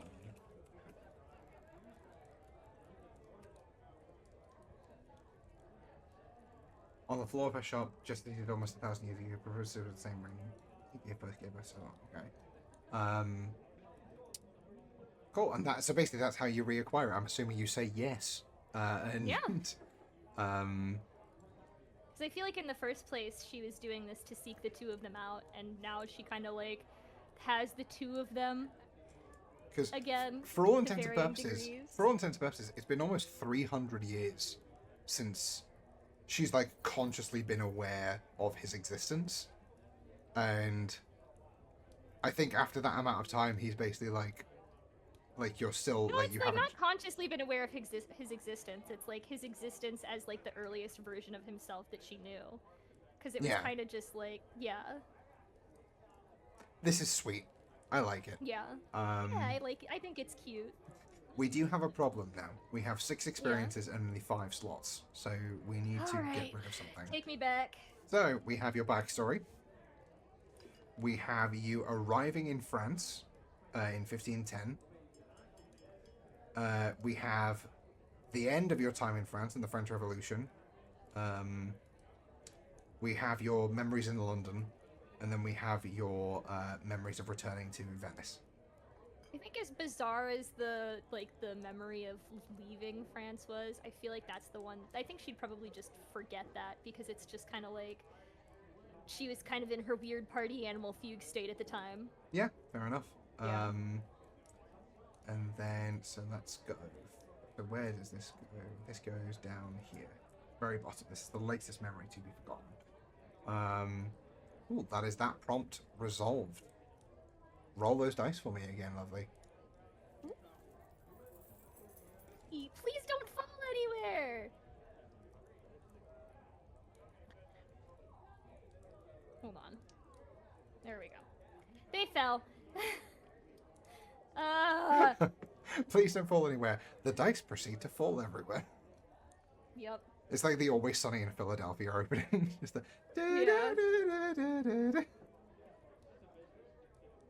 Yup. Mm-hmm. What's their Oh. numbers?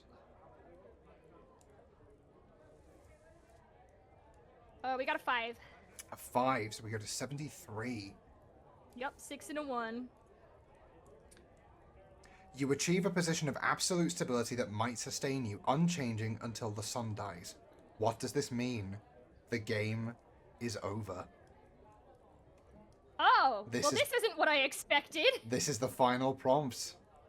You This achieve isn't what I expected at all. You I achieve a was fully position- certain she was gonna die. of absolute stability that might sustain you, unchanging until the sun dies.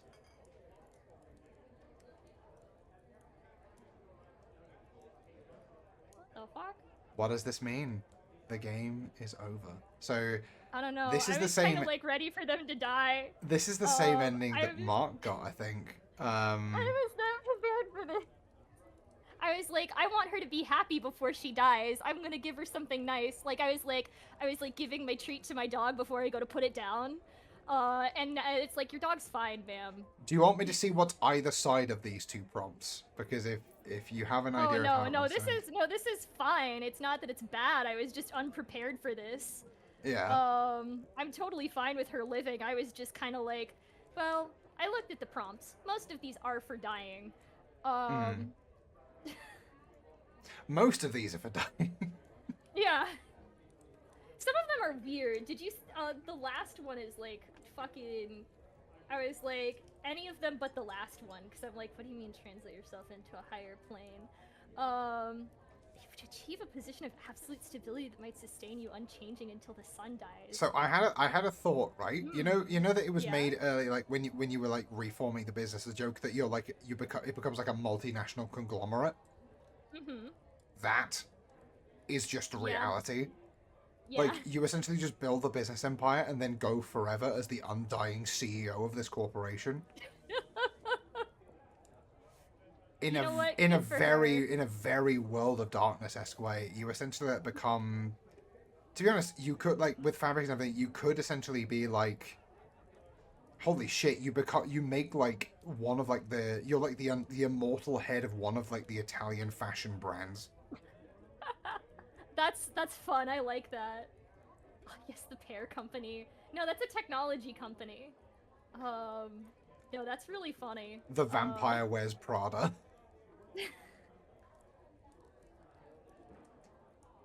That's just my idea. That unless Yeah, no, I honestly I don't see it really going any other way. Yeah, I especially like it because it's just kind of like fucked up in a sense. yeah. So okay. You know what? Good for her. She's come full circle. This is kind of funny because I originally like I very much like wrote this, like, starting out, I was thinking about this. I was like, ooh, I'm so excited for her inevitable downfall. Not unlike when Icarus's wax wings first melted. And she's fine, actually. She actually got everything she wanted. She literally she got to have her cake and eat it. Like, yes, there was some sad shit along the way, but no consequences. She has experienced 0 negative consequences for her actions. Okay, in a case of literally Okay, ending up, not this is 0. this is the second time that a story has ended up literally back where it started. Never punished, says Ben. Never punished. Immortal Never and punished, ageless, baby. They take their business through I feel like that's kind of the most Fine. fucked up part too. Like, she's earning fine. from shipping to fashion. Beatrice founds one of the landmark Italian fashion brands.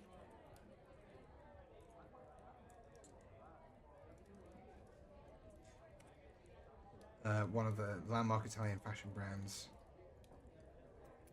makes millions in a post-war economy. She and her husband continue immortal lives. Their names permanently etched. I didn't want to take a picture of it or anything, but I was so pissed off when the dice fell the last time because they almost fell in my fucking trash can too. I had to, like, reach down. You know what happened to the vampire who got everything she wanted? Lived happily ever after. Hard got to sleep drinking a whole bottle of wine on her own. No, poor sleep. Oh. Beatrice founded one of the Italian landmark fashion brands and made millions in a post-war economy. She and her husband. You know what is simultaneously my greatest hope and something that is extremely disappointing? Mm-hmm. What? Most of the people who are as into this as I am, who have already, like, been on, or like Beck's already been on. I don't know if Sif has shown interest. I know Isaac's gonna go on, but I'm like, her sister's just out there. Yeah, there's a lot. There's a lot of loose ends. Yeah. Her sister is And still it's out like, there. Part of me is like, I'd love to see, like, what happens with those loose ends, and part of me is just kind of like. So the Damn, like, Knechner is still out there. The Voivode is still out there. Yeah. I mean, all of the other immortals are still out there. Like, they've not had canonical ends. Like, so you've joined the exclusive club for this setting, which is vampires that continue to live outside of the game. Which previously Wow, previously it only had the Dread Captain in it, but now you're the head of, like, an insane Italian fashion brand. You've made millions of dollars worth of money. And you will continue to make millions of dollars.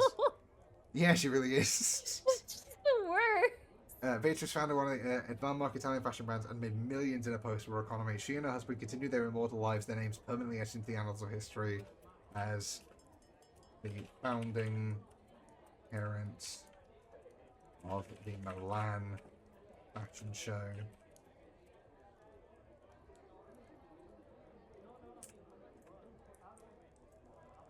Founding parents of the Milan fashion show, diamond studded runway of a $1 billion industry.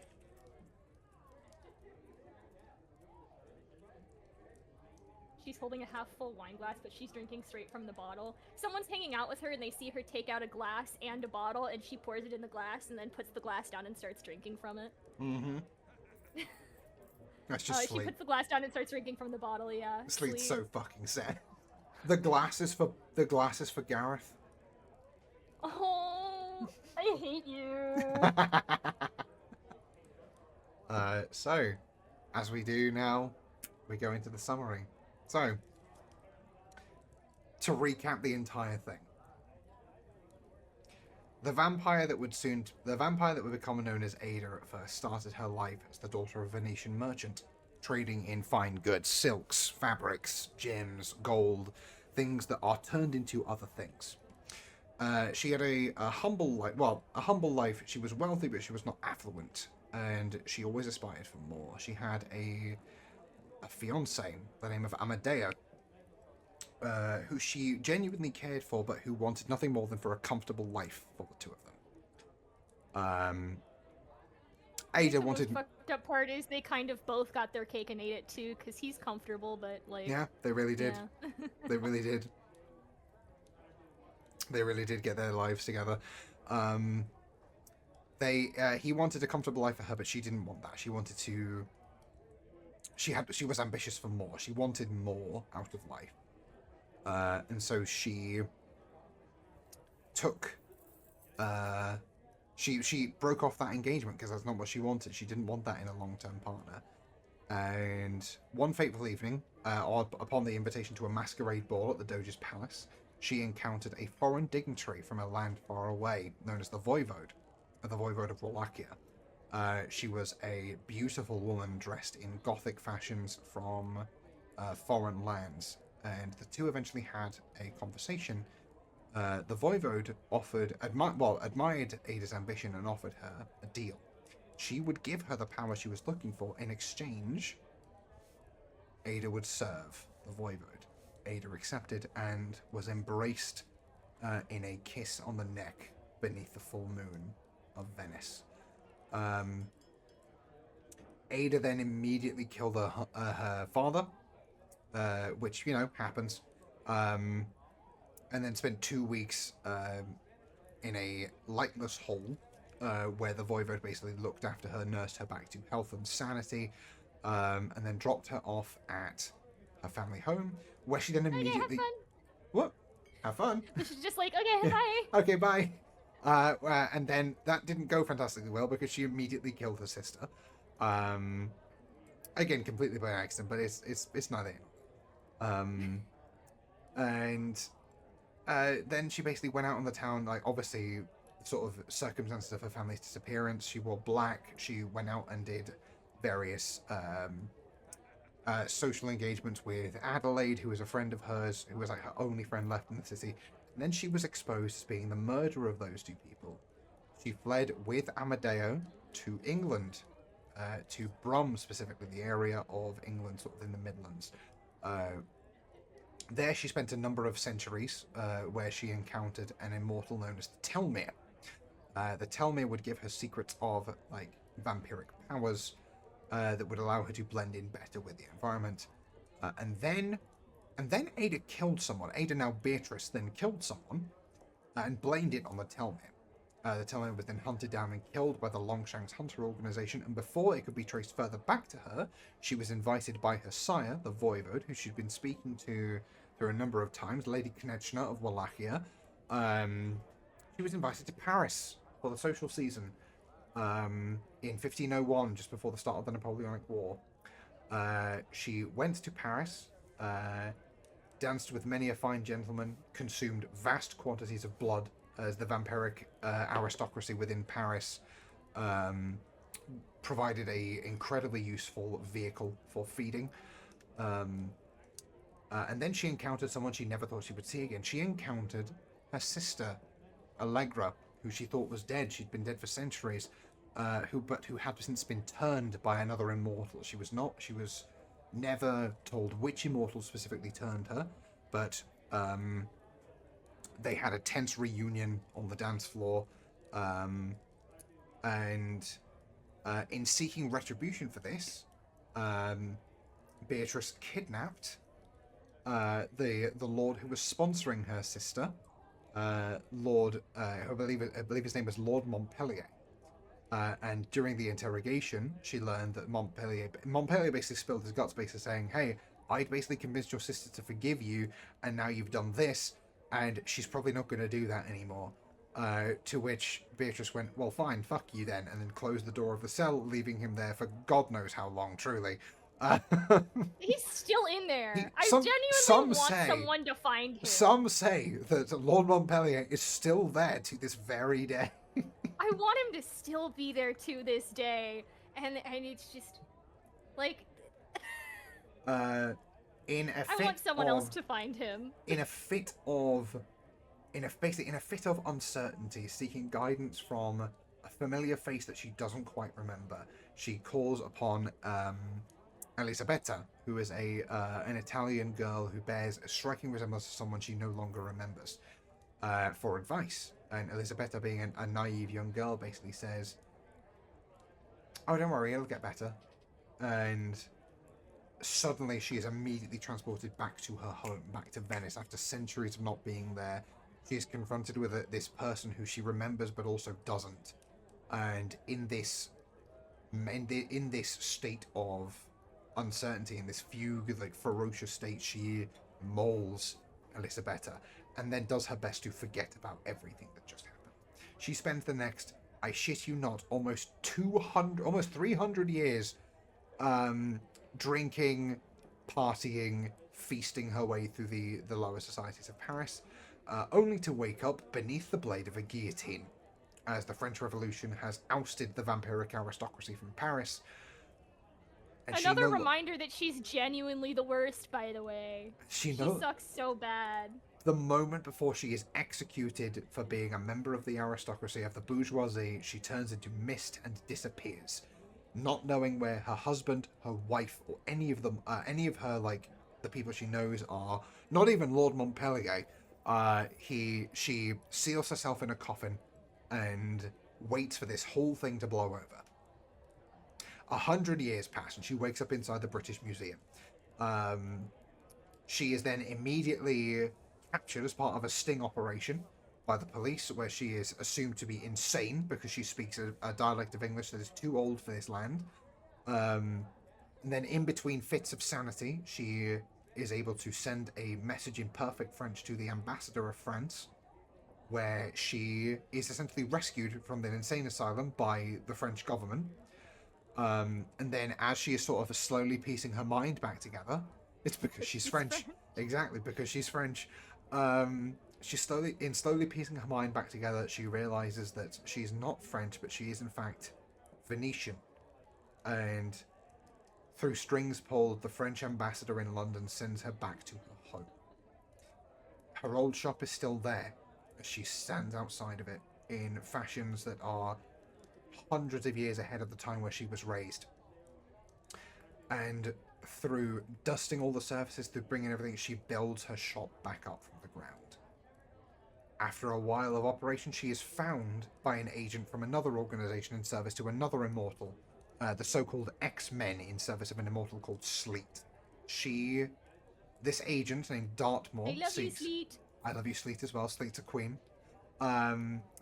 This agent is seeking information about the Telmir, the vampire that she interacted with hundreds of years ago at this point. As much information is exchanged as possible. And eventually it is discovered that her husband, Amadeo, who is now Henry, and has been for centuries, is still alive. Henry, being the loyal golden retriever man that he is, immediately drops everything and moves to Venice to be with his lady love again. After centuries of being apart, he says, "Let's start this again, shall we?" And he proposes to her with the same engagement ring that he's given her every single time they've been together.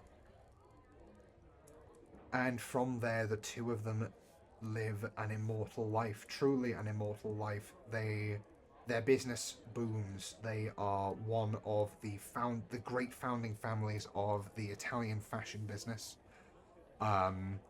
Their name is a common household name along the lines of things like Chanel, Prada, like Dolce & Gabbana, all of those names, and Beatrice's fashion brand is known among them. The two of them remain old money families. Beretta. Like the gun people. God damn it. They remain immortal, timeless icons of an industry that truly will never die. And I think one of the things that's, like, I really like about it, that I really enjoy, is, I feel like the way that the last prompt before like the final one, the penultimate prompt resolves, where it's like he comes back, but Konechna is like gone but still around. Is I feel like it brings back to where they were, and I feel like it kind of, how do I put this? It leaves openings, basically. It leaves openings, but specifically what I'm thinking about is how it kind of comes back to like each of the reasons that it's like that Konechna turns Beatrice into a vampire is very much to be like, there is something romantic here, but there's also like, you're a tool and you're useful to me, and then there's Beatrice and Henry, where I feel like that was very much just kind of like them getting married for real, as opposed to when it fell out the first time. Oh, 100%. I kind of like that. I kind of like that. That's, I like it a that lot. falls back into the roles that they stayed in. I think there's kind of like a finality in that choice that the ending has that I think is really interesting, because it's very much like an irreversible choice, and it comes through in the way that ends. And that's just it. That is the end of your 1000-Year Vampire game, Rosette. I hope you have enjoyed your time playing this game with me. Almost 11 hours as it has been. If she died, I would have been sad if she died, but she didn't die, so I'm mad she didn't die. Those were the only two options. These were the only two options. Well done for surviving. I kind of didn't want her to. I wanted to die. Why won't you let me die? That's why she got married at the end, guys. I wanted this. It's like that Tumblr poster. Someone's like, you know, when you're gonna put your dog down anyways, so you give them chocolate right before they die because it's gonna happen. And it's oh like, my you God. might as well have this. So, okay, holy shit. I'm so, like, this has been a fucking roller coaster. Now you know how Isaac feels. What the fuck does that mean? Poor Isaac. It's a running joke where Isaac, it's like, instead of threatening him with killing him, I'm like, fuck you, Isaac. I'm gonna let you live. He's like, damn it, I thought you'd do it this time. I really thought you'd kill me. So close. Oh, but yeah, I hope you've enjoyed this game. It's been a fucking wild ride. Tell the people, Rosie, where can they find you? They can find me on Twitch and on YouTube. I stream on Twitch Tuesday, Thursday, Saturday, Sunday. Notably, including the next 2 days. Not next week, though. Monday through Friday, I'm gonna be gone. But then I'm gonna be back for quite a while, and you're not gonna have to worry about me going anywhere. And then I also make YouTube shorts, and I sometimes post clips, but I'm less consistent about that because that's more so like a thing that I'm building up to. That's kind of secondary. The shorts are kind of the big thing. Good way to catch up on stream moments if you can't catch stream. I work pretty hard on those. That's kind of the thing that I get paid to do, so I hope I do a good job on my own as well. They're fucking baller is what they are. A number of my most popular shorts on, well, I say shorts, I haven't uploaded them to YouTube, but the most popular ones on TikTok have been edited by you. Hooray! Posting the link to your YouTube channel in the Twitch chat. You should also post a link to your TikTok if that's the case. Just saying. I will do, but that information is available in the Discord server as well, because I post about that stuff in the Discord server. But like, I am genuinely proud of the ones that I did for you. So like, if they want to see it's so good. Those will be uploaded probably Monday of next week. I think Monday's going to be my like TikTok that's day gonna be your or like upload algorithm day. Yeah. Yeah. You work pretty hard, and also to the detriment of your own health, Frowny Face. We're not going to talk about how late I went to bed last night, okay? Let's not talk about it. No, That's not what we're here for. We're here to make you look good. Yeah. And by all means, please check all of these things out. Do you want me to post a link to your VGen in the chat? Yeah, honestly, that would be pretty nice. If you want to get YouTube Shorts, check that out. If you want videos edited, feel free to contact me. Here we are. I will put that in here. So, this is a link to Rosie's V. That's the wrong link. What the fuck? That's the one to the YouTube channel again. And it's just saying, I am improving every day. Like, since I have edited the ones for you, I have learned several new things that have made my shorts look better. There we go, chat. Pay attention to the one I just posted. That's the VJ link. So, like, Just saying, I'm not terrible. I mean, far from it. Holy shit. They're about as far from terrible as you can physically get.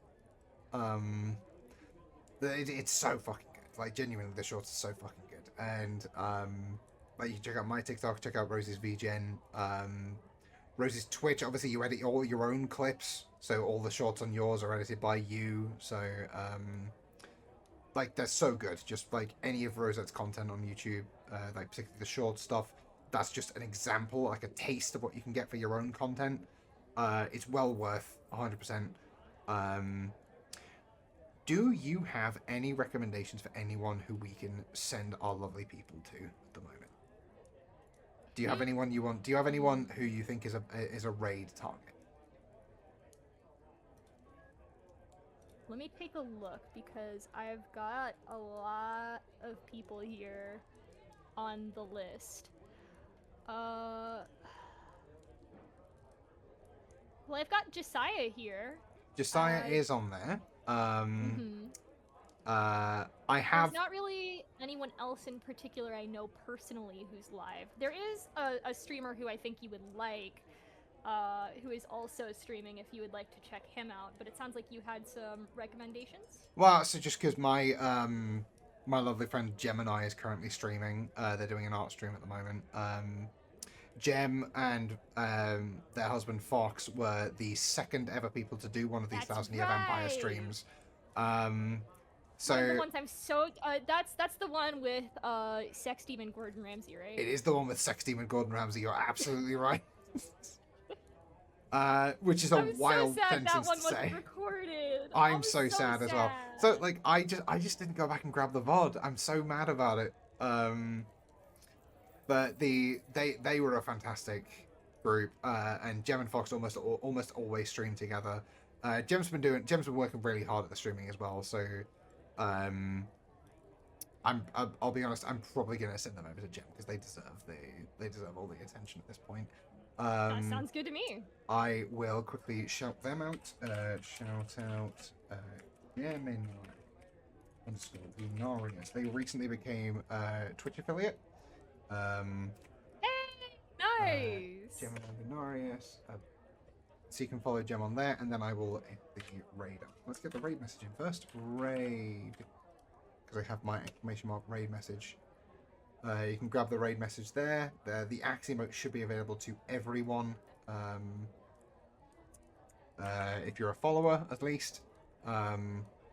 So grab your raid message, and I will send this over there. I'll get the raid.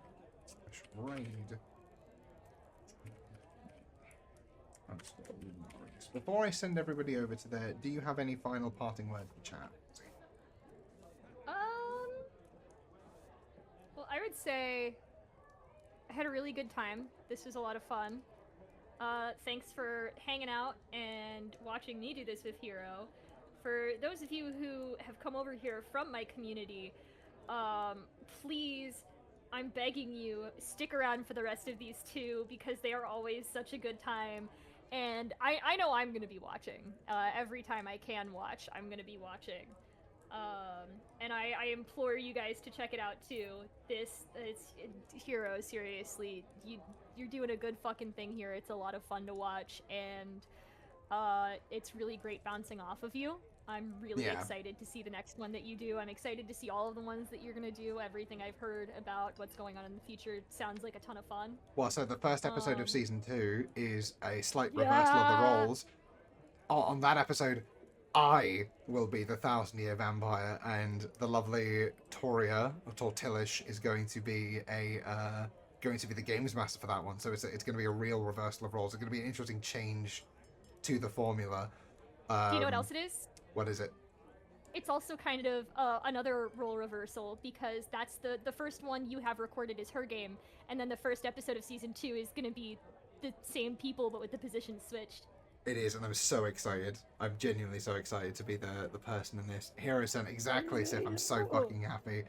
I don't know when that's going to be because Toria's a very busy person. So I will arrange that, and I will get back to this. We might have some more streams in the meantime, depending on if GLaDOS can handle it. But for now, let's get the raid going. Go give Gemini a big old. Go give Gem and Fox a big old hug from us.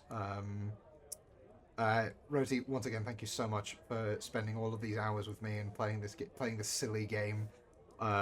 It's been so much fun. And for all, what, 11 hours of this? yeah, what a fucking way to end season 1, honestly. Like, it's been so worth. Thank you so much for everything, and thank you all, chat, for watching along with this. It means the world that these are so popular. The VOD will probably be up in a couple of days on YouTube. Obviously, I'll have to go in and edit the scuff and everything, like remove all the tech stuff, like tech issues and everything, but it'll be fine. It'll be up as soon as possible, so you can watch the entire saga in one 11-hour video. Leave the original one up, by the way. If I you will. get rid of a video, yeah. Oh yeah, no, I'm not gonna say it'll be in the playlist, and it'll just go from one to the other. Yeah. So thank you all so much. Give Gemini a big hug from us, and I will catch you all next time. See you later, everybody. Bye-bye. Bye.